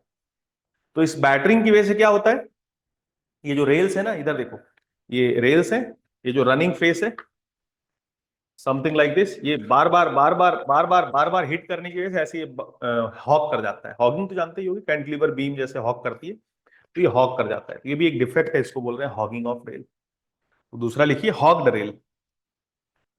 हॉग्ड रेल, ये डायग्राम देखिए तो और क्लैरिटी आएगी. This is hogged rail. ये देखो, जैसे कोई सा भी देख के आप समझ सकते हो, ये hogged rail, hogged rail, hogged rail, सारे हॉग्ड हैं, कैसे भी हो सकता है. These are hogged rails. तो फिर से आपको डायग्राम बनाना है तो बना लो, सिंपल सा डायग्राम, पर क्या ही मतलब है इन चीजों का. ठीक है, तो इतनी सिंपल चीज है ना ये. चलो लीव इट, नहीं बना रहा हूं मैं. ठीक है, लिखिए, सीधा लिखिए, ये डायग्राम देख लीजिए बार बार. This is hogging. This is hogged rails. These are, ये हॉग्ड रेल है, ये भी हॉग्ड रेल है, ये भी हॉग्ड रेल, ये भी हॉग्ड रेल है. ठीक है, लिखिए इसमें, due to battering action of wheels over the end of rails. Due to the battering action of wheels over the end of rails. Due to the battering action of wheels, ये battering action of wheels over the end of rails, comma, the rails get bent down. The rails get bent down and get deflected at the ends. And get deflected at the ends. And get deflected at the ends. Due to battering action of wheels over the end of rails, the rails get bent down and get reflected at the ends. Full stop. These rails are called hogged rails. These rails are called hogged rails. These rails are called hogged rails. In rails को क्या बोलते हैं? Hogged rails बोलते हैं. These rails are called as hogged rails. ठीक है, next point लिखिए. Next point लिखिए. नेक्स्ट पॉइंट लिखिए, इसी में लिखिए. It is due to loose packing under the joints और loose fish plates. It is due to loose packing under the joint और loose fish plates. It is due to loose packing under the joint और loose fish plates और loose fish plates. Full stop. Next point लिखो. It causes rough riding. It causes rough riding. It causes rough riding. मतलब journey अच्छी नहीं होती, मजा नहीं आता, स्मूथ जर्नी नहीं मिलती है, झटके वटके लगने लगते हैं. It causes rough riding. ठीक है, नेक्स्ट पॉइंट लिखो. Following measures can be taken to rectify the hogged rails. Following measures can be taken to rectify the hogged rails. Following measures can be taken to rectify the hogged rails. बस ऐसे नाम लिख लो, list कर लो. पहला, cropping. Cropping का मतलब जानते ही हो आप, क्रॉप करना मतलब फोटो क्रॉप करते हो, कट कर दो, तो जहां मुड़ गया उसको काट दो, उतनी रेल ही हटा दो. पहला तरीका. दूसरा, रिप्लेसिंग. रिप्लेस कर दो, बदल ही दो. रेल जो हॉग होगी उसको चेंज कर दो, नई रेल लगा दो वहां पे. तीसरा, डी हॉगिंग. तो इसको सीधा कर दो वापिस से, कुछ मैकेनिकल अरेंजमेंट से इसको फिर से सीधा कर दो जो हॉग हुआ है, तो इसको बोलेंगे डी हॉगिंग. तो ये इसके रिमीडियल मेजर्स हैं. जो कॉरुगेशन है उसका कोई रिमीडियल मेजर नहीं है. हमारे पास इतना पैसा नहीं है वैसे. आजकल चंडीगढ़ में देखता हूँ घिसाई होती रहती है, तो उसको घिस के स्मूथ कर देते हैं, या कई बार जो जहां पे एक्सेलरेशन वाले स्पॉट्स हैं या ब्रेक वाले स्पॉट्स हैं या जहां पे ट्रेन रुक रही, मतलब जहां पे कॉरुगेशन है, उसको निकाल के कहीं यू कैन से दूसरी जगह पे प्लेस कर देते हैं जहां पे इस तरीके से ट्रेन रुक नहीं रही है या ब्रेक नहीं अप्लाई हो रही है या स्टार्ट नहीं हो रही, मतलब उसको दूर कहीं पे लगा देते हैं इंटरमीडिएट लोकेशन पे. तो फिर से वो रेल जब पहिया जाएगा ना, उसको घिस के वियर कर करके उसको फिर से नॉर्मल कर देता है. तो उसका और कोई उपचार नहीं है. पर हॉगिंग को कैसे आप रिमूव कर सकते हो? तो क्रॉप करके, मतलब कट कर दो, जितना हॉग पोर्शन है उसको रिमूव करके निकाल दो, रिप्लेस कर दो, रेल को चेंज कर दो या डी हॉग कर दो, उसको फिर सीधा कर दो. तो जो कर सकते हो ये कर, कोई सभी काम कर सकते हैं. फिर लिखिए next, third one, kings in rails. Kings in rails. Kings in rails. Kings in rails. Kings का क्या मतलब है? रेल आउट ऑफ पोजीशन हो जा रही है. अभी हमने लिखा है ना, रिक्वायरमेंट ऑफ ज्वाइंट क्या है कि लाइन मेंटेन रहे, लेटरल और वर्टिकल डायरेक्शन में they should fall in same line. तो किंग का क्या मतलब है? ये ऐसा डिफेक्ट है कि ये आउट ऑफ पोजीशन हो जाती है रेल, या तो लेटरल या तो कहीं, मतलब आउट ऑफ पोजीशन हो जाएगी. जैसे कैसे दिखाऊं मैं आपको, आई होप कि ऐसे ही समझ आ रहा है. तो जैसे ये रेल इधर आ गई या इधर आ गई या कुछ नीचे आ गई, समथिंग लाइक दिस, मतलब ये आउट ऑफ पोजीशन हो गई, आउट ऑफ लाइन हो गई, तो इसको किंग बोलते हैं. Kings in railway track. Mostly lateral की बात करें, जैसे ये देखो डायग्राम, ये अच्छा डायग्राम है, दिख रहा है ये साफ? ये साफ दिख रहा है? ये देखो, ये रेल देखो आउट ऑफ पोजीशन हो गई, ये लेटरल डायरेक्शन में, ये सेम लाइन में नहीं फॉल कर रहा है, इसको बोल रहे हैं किंग. तो इसमें लिखिए, when the ends of adjoining rails move slightly out of position. When the ends of adjoining rails, when the ends of adjoining rails move slightly out of position, when the ends of adjoining rails move slightly out of position, comma, shoulders or kinks are formed. Shoulders और kinks are formed. ये पूरा ही लिखा हुआ है यार, ये किताब से छापा हुआ है. When the ends of adjoining rails move slightly out of position, shoulder or kinks are formed. Shoulders or kinks are formed. Shoulders or kinks are formed.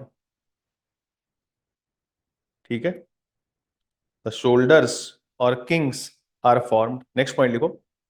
It may be due to the following reasons. It may be due to the following reasons. ये निम्नलिखित वजहों से हो सकता है. पहला, loose packing की वजह से. बस ऐसे ही लिखते जाओ. लूज पैकिंग अगर होगी तो इसकी वजह से आउट ऑफ पोजीशन हो जाएगा. पैकिंग अगर प्रॉपर नहीं होगा. लूज पैकिंग कहां पे? Eight joints. ज्वाइंट्स पे ये होगा, जहां पे ज्वाइंट्स है वहीं पे ये चीज होगी. तो लूज पैकिंग एट ज्वाइंट्स. या और क्या रीजन हो सकता है? Defect in gauge and alignment. So defect in gauge and alignment. अगर प्रॉपर गेज या प्रॉपर अलाइनमेंट नहीं है, मतलब दो रेल्स प्रॉपर पैरेलल नहीं है और उनके बीच की डिस्टेंस जो गेज है उसमें कोई डिफेक्ट आ गया, मतलब वो गेज प्रॉपर जो होना चाहिए वो नहीं है, तो इसकी वजह से किंक्स फॉर्म हो सकते हैं, शोल्डर्स फॉर्म हो सकते हैं.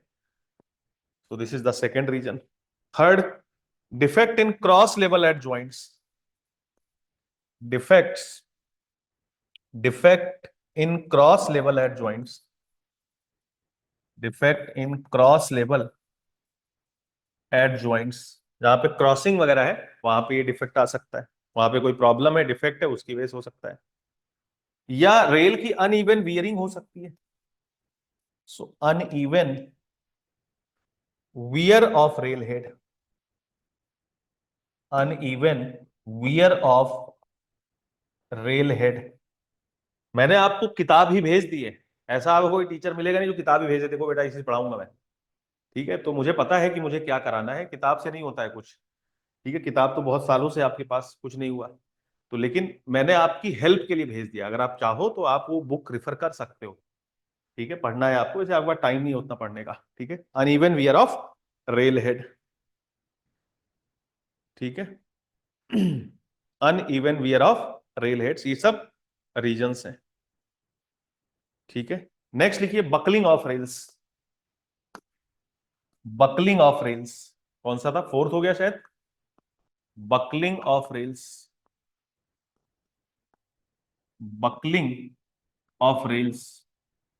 बकलिंग का मतलब समझते हैं कि नहीं, आप बताइए पहले. चैट बॉक्स में बताइए, क्या आपको बकलिंग की अंडरस्टैंडिंग है? बकलिंग क्या होता है बताइए. क्या आपको बकलिंग का अंडरस्टैंडिंग है? What do you understand by buckling?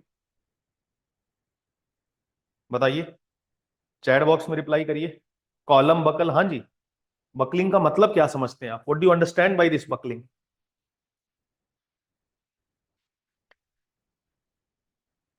बड़ा गंदा है यार, इसको टच करूं मैं? देखिए,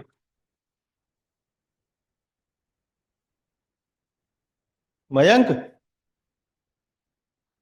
एक कपड़ा लेके आओ तो यार, इसको पोछो दो, इसकी मिट्टी हटाओ पूरी. कपड़ा ले आओ, पोछो, ये तार पोछो.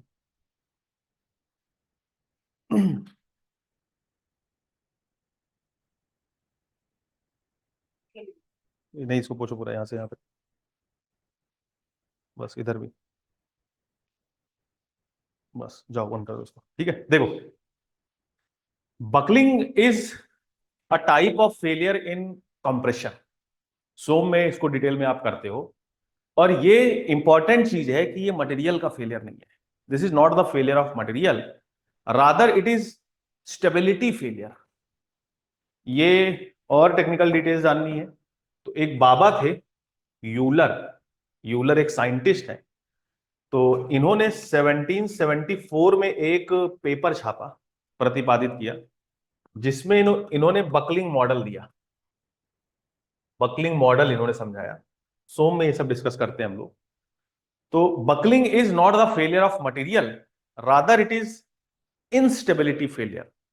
और जो स्ट्रेसेज हैं, stresses are within the elastic limit, means material is not going to be failed, that's why it is also called as, that's why it is also called as elastic instability.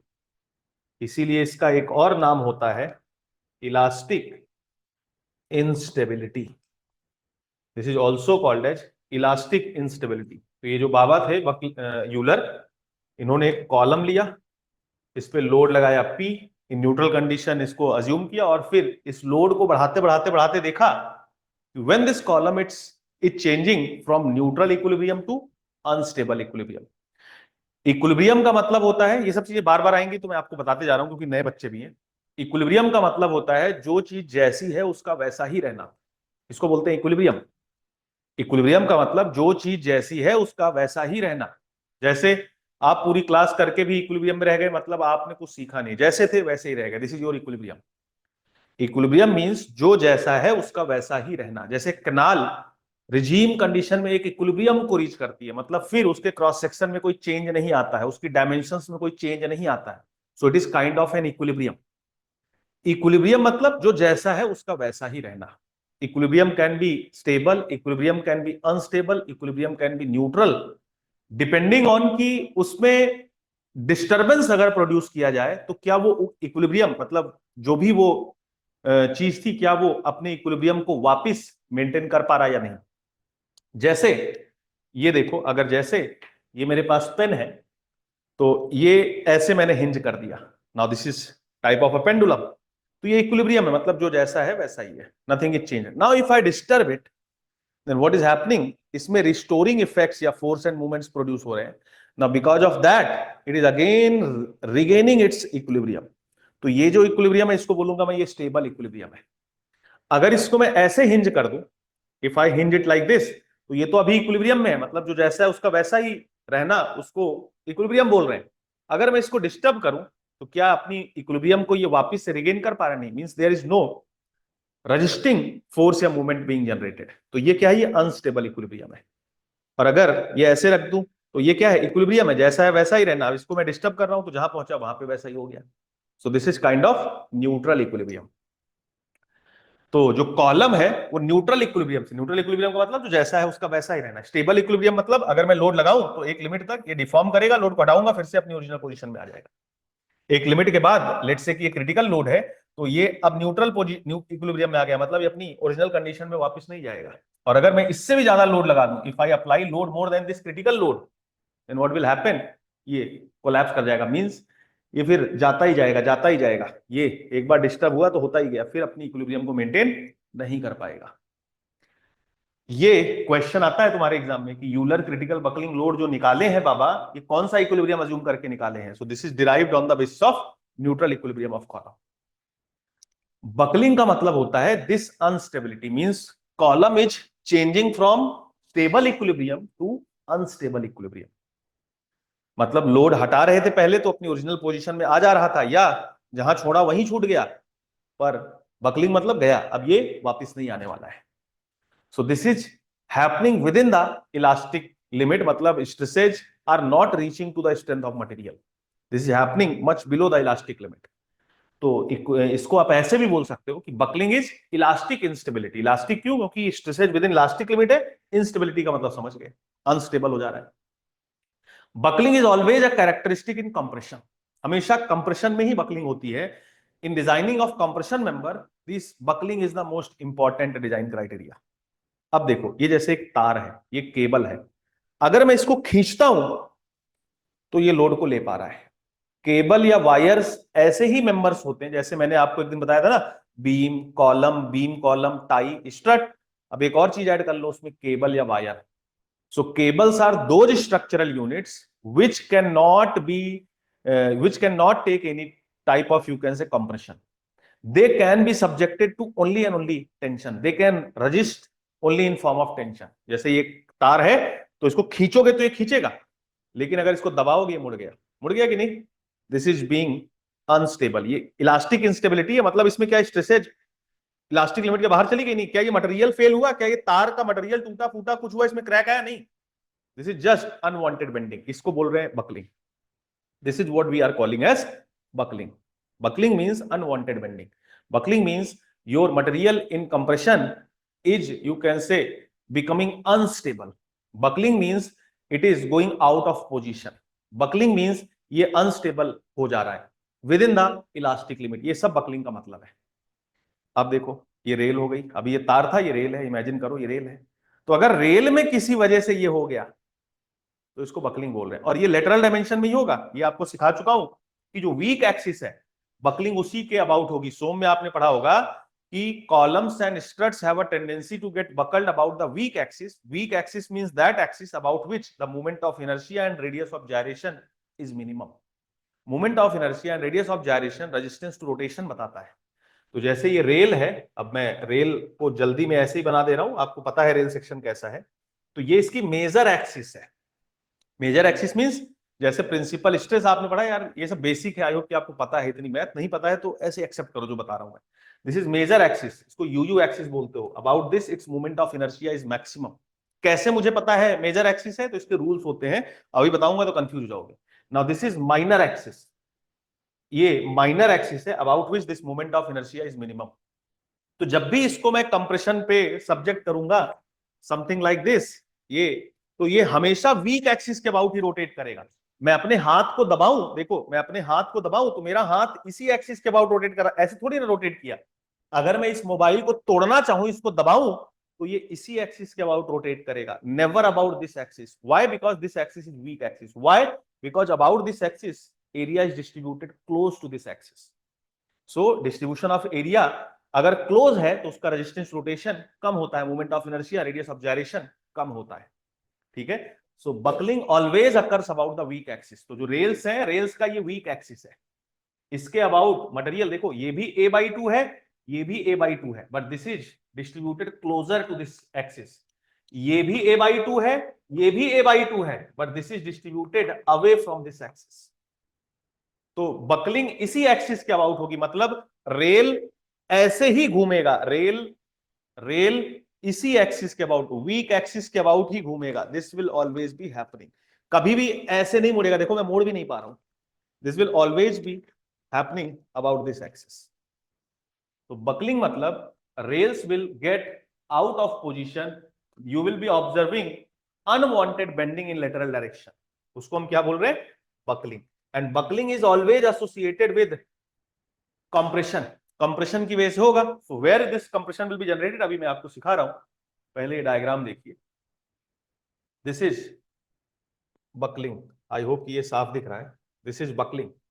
ये buckling है. देखो rail मुड़ गया, ये ज्यादा अच्छा diagram है. This is buckling. This is the meaning of buckling. This is the meaning of buckling. ये बकल हो गया मतलब रेल मुड़ गया. मटेरियल का फेलियर नहीं हुआ, it is instability failure. It is the failure due to improper distribution of the material about any axis. So ये buckling है. This is buckling. ये buckling है. This is buckling. अब ये हो क्यों रहा है इसको समझो. तो कहां से ये कंप्रेशन जनरेट हो रहा है इसको आपको समझना है. Now observe. Now observe. तो जैसे मान लो ये दो रेल्स हैं. लेट्स से ये एक रेल है, यहां पे ये खत्म हो रहा है. ठीक है. लेट्स से ये कोई रेल है, ये लेट से 13 मीटर की एक रेल है, और लेट से यहां पे कोई रेल है, समथिंग लाइक दिस. ये कंटिन्यूड है आगे. It is continued like this. ठीक है. सो नाउ रेल सेक्शन में थोड़ा सा और अच्छे से बना दे रहा हूं. ये डायग्राम आप भी बना लेना. ठीक है. Now observe. Now what will happen कि if this temperature is increased, let's say delta T degree centigrade temperature increase हो गया. तो इंक्रीज इन टेम्परेचर की वजह से मटेरियल के पास एक गुण होता है, प्रॉपर्टी ऑफ मटेरियल, कि इसमें कुछ चेंज इन लेंथ होगा. जैसे अगर टेम्परेचर बढ़ेगा तो एक्सपेंशन, घटेगा तो contraction. Is the virtue, property of material. Property of material मतलब ये वो गुण है जो मटेरियल पे डिपेंड कर रहे हैं, स्पेसिमेन पे, सैंपल पे डिपेंड नहीं कर रहे हैं. जैसे जो अल्फा वैल्यू है थर्मल कोफिशिएंट, ये मटेरियल के लिए बताते हो कि स्टील का इतना है, कॉपर का इतना है, एल्यूमिनियम का इतना है, ये नहीं बताते हो कि स्टील वाले इसके इस वाले सैंपल का इतना है। तो ये प्रॉपर्टी ऑफ मटेरियल है। जैसे डेंसिटी, मैंने बोला स्टील की डेंसिटी 7850 किलोग्राम पर मीटर क्यूब है, तो ये स्टील एज अ मटेरियल की डेंसिटी है, ये नहीं कि अगर मैं अलग अलग साइज का लूं स्टील का टुकड़ा तो उसकी डेंसिटी अलग अलग होगी। जैसे पॉइजन रेशियो, ये प्रॉपर्टी ऑफ मटेरियल है। जैसे स्ट्रेंथ, ये प्रॉपर्टी ऑफ मटेरियल है। मैंने बोला अगर माइल्ड स्टील की strength, ultimate tensile strength 240 megapascal है, तो चाहे उसका मोटा टुकड़ा लूं, चाहे पतला टुकड़ा लूं, चाहे उसका वायर लूं, it's ultimate tensile strength will be same.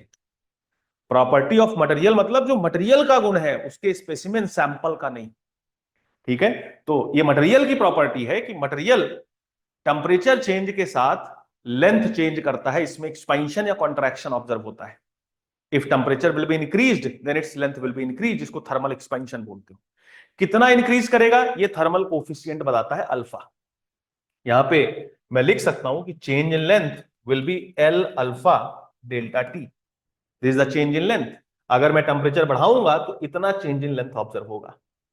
Now if this expansion is allowed to be happen freely, अगर ये एक्सपेंशन फ्रीली हो सके, मतलब ये जो गैप्स हैं, ये गैप्स इतने सफिशिएंट हैं कि ये रेल एक्सपैंड करे और इसी गैप में एक्सपेंशन हो जाए, मतलब it will be a free expansion, तब तो कोई दिक्कत नहीं होगी।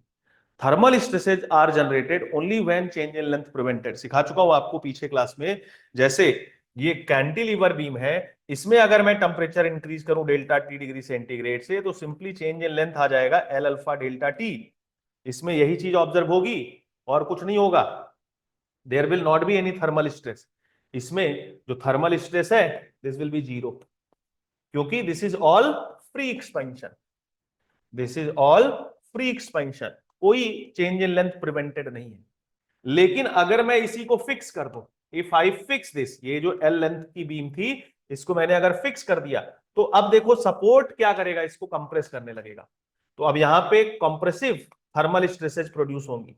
These thermal stresses will be compressive in nature, और क्या होगा, ये E अल्फा डेल्टा टी, कभी आगे डिराइव करके दिखा दूंगा, but this is compressive in nature. Compressive क्यों, क्योंकि एक्सपैंड करना चाह रहा है मेंबर, पर सपोर्ट इसको दबा दे रहा है, बोला है रुक एक्सपैंड मत कर। आई होप इट इज क्लियर। तो सेम ऐसे ही अगर ये रेल्स फ्रीली एक्सपैंड करेंगी तो इनमें कोई स्ट्रेस नहीं जनरेट होगी। Means if this gap is sufficient then there will not be any problem. लेकिन अगर ये एक्सपेंशन ज्यादा हो गया इस अलाउड गैप से भी ज्यादा, अब गैप बहुत ज्यादा नहीं प्रोवाइड कर सकते हो, गैप क्यों नहीं बहुत ज्यादा प्रोवाइड कर सकते हो, पहिया थोड़ी ना आपको धसाना है। एक रेल आपने यहां प्रोवाइड की लेट से, और दूसरी रेल यहां प्रोवाइड की, ये इस तरीके से पहिया यहां घुस गया तो डिरेलमेंट हो जाएगा ना। तो गैप की एक लिमिट है, गैप की एक लिमिट है कि ये व्हील को सपोर्ट कर सके, इससे ज्यादा मतलब बहुत ज्यादा बैटरिंग ना हो, बहुत ज्यादा अनकंफर्टेबल राइड नहीं हो, बहुत ज्यादा बैटरिंग या वाइब्रेशंस नहीं जनरेट हो।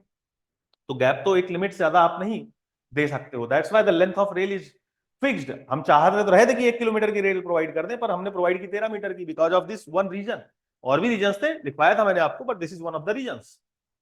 तो अगर ये एक्सपेंशन होता है, लेट्स से मैं इसका एक्सपेंशन शो करूं, लेट्स से कि ये इस तरीके से कुछ एक्सपेंड हो गया, मतलब मैंने ये शो किया है कि ये पूरा गैप फिल हो गया है। एक्सपेंशन गैप के बाहर तो जाएगा नहीं, गैप के बाहर तो जाएगा नहीं, तो मैंने ये शो किया है कि ये गैप फिल हो गया, समथिंग लाइक दिस।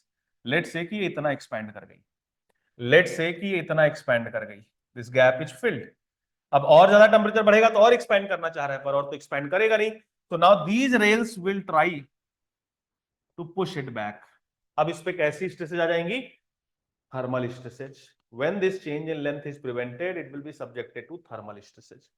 और ये थर्मल स्ट्रेस कैसा है, कंप्रेसिव। देखो ये लोड क्या कर रहा है, इस मेंबर को दबा रहा है। स्ट्रेसेज हमेशा मेंबर में होती हैं, ये मेंबर को अब ये दोनों तरफ से दबाया जा रहा है, समथिंग लाइक दिस। ये मेंबर एक्सपैंड करना चाह रहा था जैसे फिक्स सपोर्ट वाला केस, but now it is not able to expand, तो अब इसको दबाया जा रहा है, दोनों ही तरफ से दबाया जा रहा है, और जिसकी वजह से इट इज पॉसिबल दैट ये रेल बकल हो जाए। अगर ये फोर्स सिग्निफिकेंट है, बकलिंग सिखा चुका हूं आपको, अभी तार मोड़ के दिखाया मैंने, तो अगर ये फोर्स सिग्निफिकेंट है, इतना हो गया कि रेल्स बकल कर सकती हैं लेटरल डायमेंशन में, मतलब जिधर मोमेंट ऑफ इनर्शिया कम है, जो वीक एक्सिस है उसके अबाउट रोटेट कर सकती हैं, तो सिंपली ये रोटेट कर जाएंगी, ये बकल कर जाएंगी।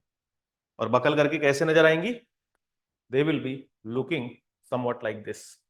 इस तरीके से, इस तरीके से, ये अच्छा डायग्राम है, इस तरीके से, ये good diagram again. So this is what we are calling as buckling of rails. Buckling of rails किसकी वजह से हो रहा है? Because of thermal expansion. If this expansion is not going to be free in nature, if it is going to be prevented, then thermal stresses will be generated. They will be compressive in nature. Whenever temperature is increasing, stresses, thermal stresses are compressive in nature. And they will be causing buckling of rails, means your rails will be showing unwanted bending. They will be going out of position. They will be, you can say, buckled. Buckling मतलब elastic instability, material नहीं fail हुआ, बस ये मुड़ गया इस तरीके से। ठीक है, लिखिए इसको। आई होप इट इज क्लियर। बताइए समझ आया कि नहीं? इंपॉर्टेंट है ये, आगे वेल्डेड रेल में भी इसको समझाना है मुझे, इसलिए इतना डिटेल में समझा दिया। समझ आया कि नहीं सब कुछ? Is this clear? I hope ये समझ आ गया। वेल्डेड रेल में नहीं होगा बेटा। अब वेल्डेड रेल की कहानी वेल्डेड रेल में बताऊंगा ना, उधर वेट करो। वेल्डेड रेल में कोई बकलिंग नहीं होगी। वेल्डेड रेल बहुत बेहतरीन चीज है, आगे बताऊंगा आपको। ठीक है, वेल्डेड रेल को compressive force in track exceed the longitudinal resistance. नहीं, लॉन्गिट्यूडनल रेजिस्टेंस क्या है? लॉन्गिट्यूडनल रेजिस्टेंस ऐसी कोई चीज मैंने नहीं बोली है। ठीक है, जब ये कंप्रेसिव फोर्स आ रहा है, इतना आ रहा है कि ये मेंबर बकल कर जाए, it is sufficient enough to allow this buckling, तो ये बकल कर जाएगा। ठीक है, समझ आया कि नहीं? फिर समझाऊंगा तो नहीं समझ आया तो।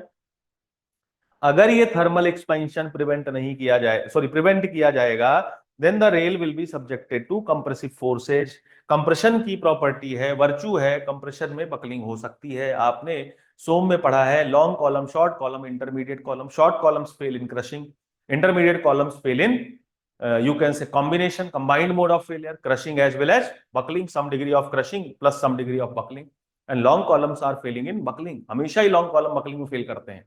तो रेल्स आर क्वाइट लॉन्ग, ये काफी बड़े हैं, इनके मटेरियल का फेलियर होने की पॉसिबिलिटी बहुत कम। मटेरियल इज क्वाइट स्ट्रॉन्ग, बहुत स्ट्रॉन्ग मटेरियल है। मटेरियल थोड़ी ना क्रश कर जाएगा इतने कंप्रेशन से। पहले क्या होगी? पहले बकलिंग होगी, because they are quite long, इनकी लेंथ काफी ज्यादा है। क्रशिंग तो बहुत दूर की बात है, पहले क्या होगा? बकलिंग हो जाएगा। Elastic instability will be observed. समझ आया कि नहीं? वेल्डेड रेल, वेल्डेड रेल में बताऊंगा। आई होप ये क्लियर है आपको। मैंने बिल्कुल एग्जैक्ट आपको इसका साइंस बता दिया है, सब कुछ बता दिया। बकलिंग आपका रिवाइज करा दिया मैंने, जो आपको जानना चाहिए वहां से लेके रेलवे तक मैं आपको ले आया हूं। आई होप इट इज क्लियर। कोई डाउट जल्दी से बताइए, नहीं तो आगे बढ़े। ठीक है, चलिए लिखिए, लिखिए, लिखिए। Buckling means the track has gone out of its original position. Buckling means, लिखिए, बकलिंग मीन्स, बकलिंग मीन्स, फिर समझाऊं? जो बताया फिर से बोल दे रहा हूं, आप हो सकता है कई बार, कई बच्चे पहली बार सुन रहे हो। बकलिंग मतलब मटेरियल का फेलियर नहीं, बकलिंग का मतलब अनवांटेड बेंडिंग। बकलिंग का मतलब एक कंप्रेशन मेंबर स्टेबल से अनस्टेबल इक्विलिब्रियम में ट्रांसफॉर्म हो जा रहा है। ये मैं नहीं बोल रहा हूं, ये यूलर ने बोला। पहली बार 1774 में इन्होंने एक पेपर छापा, एक पेपर जिसमें इन्होंने लिखा यूलर्स बकलिंग मॉडल, जिसमें इन्होंने डिराइव करके दिखाया। तो सोम में वो डेरिवेशन भी मैंने कराया हुआ है, आपके बैच में नहीं, पर देयर इज अ डेरिवेशन जो आप करते होगे, एक डिफरेंशियल इक्वेशन बनती है, फिर वहां पे आप ये फॉर्मूला निकालते हो, buckling load pi square E I divided by L effective square, इस तरीके से। ठीक है, इस तरीके से, इस तरीके से। ठीक है, ठीक है, इस तरीके से आपने एक फॉर्मूला भी निकाला होगा। This is Euler's critical buckling load. This is derived on the basis of assumption that column is in neutral equilibrium. Buckling का मतलब स्टेबल इक्विलिब्रियम से अनस्टेबल इक्विलिब्रियम में ट्रांसफॉर्मेशन। कब होगा? कंप्रेशन होगा तब। जनरली कहां होगा? If compression member is long compression member. Long compression member उसको बोलते हैं जिसकी लेंथ उसकी लेटरल डायमेंशन के कंपैरिजन में काफी ज्यादा होती है। If this length is going to be more than जो लेटरल डायमेंशन है, लेट्स से डी, तो उसको लॉन्ग बोलने लगते हैं, और तब ये बकलिंग होने की पॉसिबिलिटी बढ़ जाती है। ये फॉर्मूला आपने ड्राइव किया, और ये क्या है? इलास्टिक लिमिट के अंदर स्ट्रेसेज है, इसलिए इस इंस्टेबिलिटी को इलास्टिक इंस्टेबिलिटी बोल रहे हैं। Now what will happen in case of rails? If temperature will be increased, then there will be thermal expansion. तो जब तक ये गैप है, गैप भरेगा नहीं, तब तक तो फ्री एक्सपेंशन होगा, किसी तरीके की स्ट्रेस जनरेट नहीं होगी, thermal stresses will be zero. But if the temperature is increased beyond, means if this gap is insufficient to allow this free expansion, then what will happen? Then there will be compressive forces या compressive stresses on rail, and since these rails are quite long, ये काफी लंबी है, long members will be subjected to buckling quite often. तो ये buckle कर जाएगा। और बकलिंग किस एक्सिस के अबाउट होगी? वीक एक्सिस के अबाउट होगी। वीक एक्सिस इसीलिए डायग्राम दिखाया कि ये डायग्राम इसीलिए मैंने दिखाया कि बकलिंग में ये ऐसे ऐसे, मतलब जो रेल है ये ऐसे रेल है तो ये ऐसे नहीं बकल किया, ऐसे भी तो कर सकता है, आउट ऑफ पोजीशन हो सकता है बकलिंग, पर ये ऐसे किया। क्यों ऐसे? क्योंकि ये एक्सिस वीक एक्सिस है। ठीक है, so this will happen means weak axis के अबाउट ये रेल बकल कर जाएगी। और बकलिंग का मींस कि out of position, unwanted bending, quite dangerous, very dangerous. Why? Because this will be causing directly derailment. इसकी वजह से डिरेलमेंट हो जाएगा, एक्सीडेंट हो जाएगा। That's why this buckling must be avoided. ठीक है, तो लिखिए इसको, buckling means the track has gone out of its original position. Buckling means the track has gone out of its original position. Buckling means the track has gone out of its original position or alignment, or अथवा alignment due to prevention of expansion of rails, due to prevention of expansion of rails, due to prevention of expansion of rails, due to prevention of expansion of rails in hot weather, in hot weather on account of temperature variations, on account of temperature variations, on account of temperature variations, on account of temperature variations। Welded joint से फिर buckle होगा sir? Welded joint बताऊंगा नहीं, welded joint का ये एक बहुत बड़ा एडवांटेज है, बकलिंग बुकिंग नहीं होती, वहां बताऊंगा। ठीक है, ठीक है, लीव इट। आगे बढ़े, फिर से मैंने बोला buckling means the track has gone out of its original position और अलाइनमेंट। देखो आज तुम लोग शांति से हो ना, कितना मजा आ रहा है, कितना बढ़िया से फ्लो में हम लोग पढ़ाई कर रहे हैं। चुल्ल मचा दिया था आप लोगों ने इसके पहले। ठीक है चलिए, buckling means the track has gone out of its original position और alignment due to prevention of expansion of rails, due to prevention of expansion of rails in hot weather, in hot weather on account of temperature variations, on account of temperature variations, full stop। this buckling may take place on tangent length। next point लिखो, this buckling may take place on tangent length। tangent length मतलब जो सीधा track है वहां पे भी हो सकता है, on tangent length, or at curves, और एट कर्व्स। बकलिंग दोनों ही जगह हो सकती है, चाहे वो स्ट्रेट लेंथ है वहां पे, चाहे टेंजेंट लेंथ है, जिसको स्ट्रेट को टेंजेंट ही बोल रहे हैं, या कोई कर्व है वहां पे भी हो सकती है, और एट कर्व्स। ठीक है, फुल स्टॉप। नेक्स्ट पॉइंट लिखिए, नेक्स्ट पॉइंट लिखिए, नेक्स्ट पॉइंट लिखिए। Buckling in tracks, buckling in tracks has caused many times, note करके लिखो इसको, नोट करके लिखो, buckling in tracks has caused many times in serious derailments, buckling in tracks has caused many times in serious derailments। Sir pure track की buckling होते हैं या सिर्फ रेल्स की?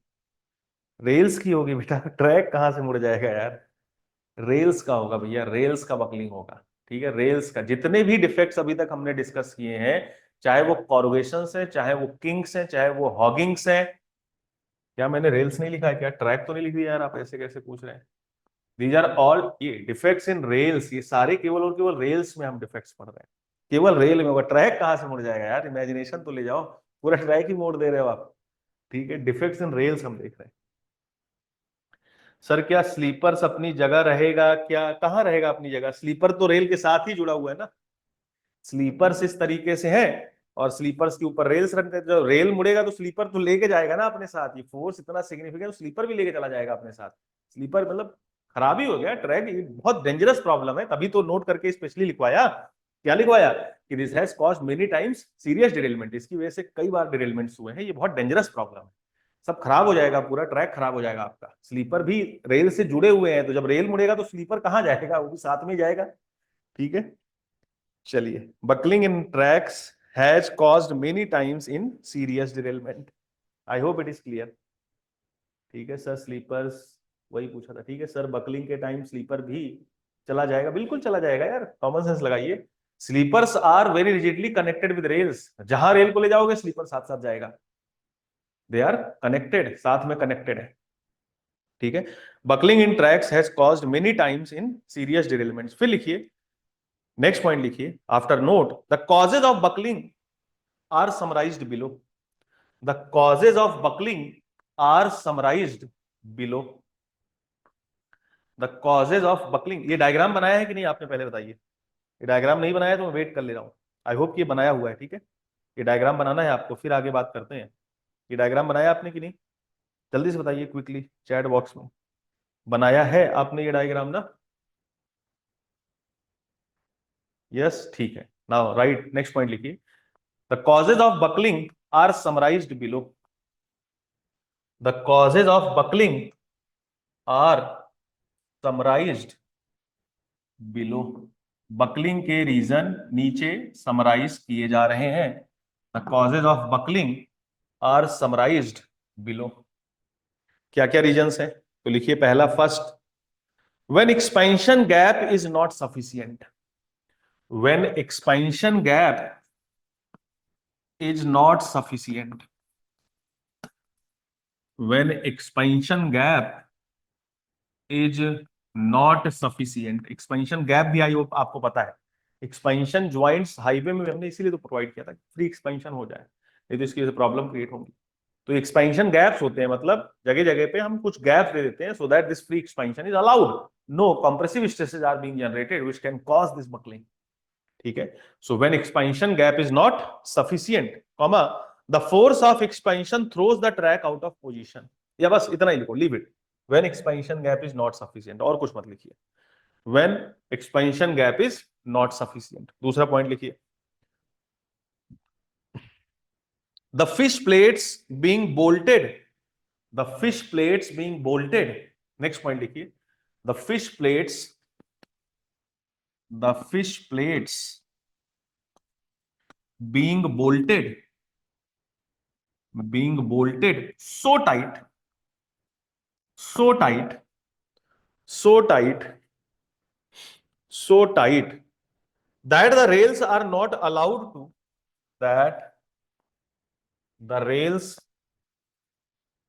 that the rails are not allowed to slip or expand, slip और expand. अगर जो fish plates हैं बोल्ट्स से बहुत ज्यादा कनेक्ट कर दिया टाइटली, बहुत टाइट फिटिंग कर दी तुमने, ये खिसक ही नहीं पा रहा है, तो भी ये चीज हो सकती है, तो भी ये चीज हो सकती है। ठीक है, ये इसीलिए आपने देखा होगा कि वो ऑरेंज कलर का जर्सी पहन के जेई होते हैं, या जेई नहीं क्या बोलते हैं उनको यार, रेलवे ट्रैक मेंटेनेंस करते रहते हैं, गैंगमैन बोलते हैं शायद उनको। तो क्या करते हैं, रिंच लेके बार बार कसते रहते हैं, जितनी जरूरत है उतना कस देंगे, फिर रेल जाएगी, फिर ये प्रॉब्लम होगा, फिर कुछ ढीला उला होगा, फिर कसते रहते हैं। That's why this is ऑफनली done. ठीक है, तो जो फिश प्लेट्स हैं अगर उनको बहुत टाइटली हमने बोल्ट कर दिया है, तब कस दिया है कि हिल ही नहीं पा रहा है, अलाउ ही नहीं कर रहा है ये एक्सपेंशन कॉन्ट्रैक्शन, तो भी ये प्रॉब्लम हो सकती है। Third, due to pressure of, due to presence of, third, due to presence of, due to presence of longer welded rails, longer welded rails, longer welded rails on weak tracks, on weak tracks, on weak tracks, which result in excessive expansion, which result in excessive expansion, which result in excessive expansion। ये क्या बोल दिया, तो आगे welding में मैं आपको बताऊंगा स्विच एक्सपेंशन ज्वाइंट्स हम प्रोवाइड करते हैं इसीलिए। सो देखो, ये आपने लिखा डेल्टा एल जो है ये क्या है, एल अल्फा डेल्टा टी, ये लिखा आपने। तो ये लेंथ जितनी ज्यादा होगी, ये length keeping all these parameter same, मतलब टेम्परेचर चेंज सेम रखा हमने, थर्मल कोफिशिएंट तो मटेरियल की प्रॉपर्टी ये भी सेम है, ये लेंथ जितनी ज्यादा ये delta L change in length भी उतना ही ज्यादा। तो वेल्डिंग में क्या करते हैं हम, वेल्डिंग में इन ज्वाइंट्स को ही हम एलिमिनेट कर देते हैं। जैसे ये ज्वाइंट्स है, ये अलग अलग रेल्स में बना रहा हूं, तो यहाँ पे हम वेल्डिंग करके इस ज्वाइंट को एलिमिनेट कर देंगे, इस ज्वाइंट को एलिमिनेट कर देंगे, मतलब ये ओवरऑल लेंथ को हम बढ़ा दे रहे हैं वेल्डिंग करके। तो अगर इस तरीके से हमने वीक लोकेशंस पे वेल्डिंग कर दिया है और प्रॉपर स्विच एक्सपेंशन ज्वाइंट्स नहीं दिए हैं, मतलब इसके एंड्स पे हमने प्रॉपर एक्सपेंशन अलाउ करने के मेजर्स नहीं लिए हैं, then this can also cause buckling. तो इसकी वजह से भी बकलिंग हो जाएगी। जितनी ये एल बढ़ेगी, डेल्टा एल, उतना ही ज्यादा ऑब्जर्व होगा। बकलिंग करके, सॉरी वेरी सॉरी, वेल्डिंग करके हम क्या कर रहे हैं, कई सारी रेल्स को हम कनेक्ट कर देते हैं, 10 20 30 किलोमीटर्स में कई बार रेल्स को हम कनेक्ट कर देते हैं। तो ये बकलिंग आपको चैप्टर पढ़ाऊंगा तो और क्लियरिटी आएगी।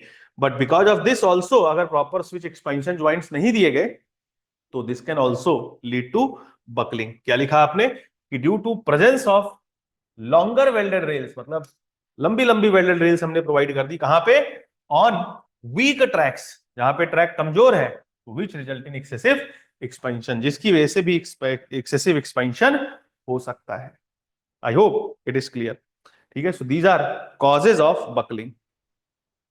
ठीक है, these are causes of buckling. I hope it is clear. ठीक है, चलिए नाउ नेक्स्ट टॉपिक कल करते हैं। ठीक है, टाइम हो गया, नाउ कल करते हैं। बताइए, इतनी बातें समझ आई, इतनी बातें समझ आई। Now put heading rail failures, heading डाल दीजिए, कल करेंगे रेल फेलियर्स।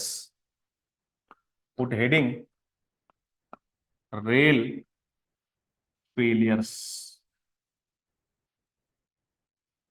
Rail failures. बताइए, इतनी बातें समझ आई सबको? कोई डाउट है, कोई चीज दोबारा से रिपीट करनी है तो बताइए, नहीं तो लेट्स क्लोज दिस सेशन।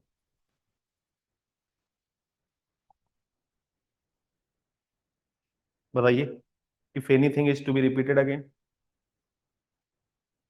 ठीक है, चलिए, this is all for today, बाकी कल करते हैं। ठीक है, बंद कर रहा हूं फिर मैं। कुछ पूछना है तो वेट कर ले रहा हूं, चलो 1 मिनट वेट कर, कुछ पूछना है तो बताइए, नहीं तो सेशन क्लोज करते हैं।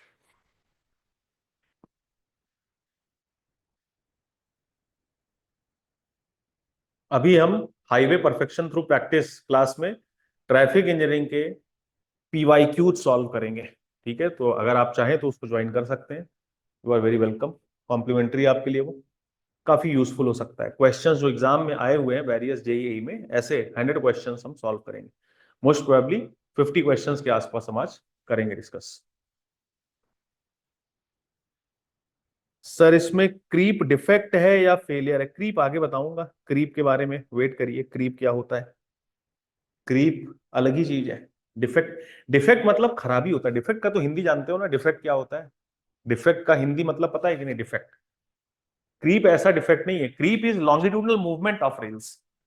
जैसे ये रेल है, देखो, अब ये पहिया क्या कर रहा है, इसको ऐसे खिसकाने की कोशिश कर रहा है, तो अगर ये रेल खिसक गई तो इसको क्रीप बोलते हैं। This longitudinal movement of rails is what you call creep.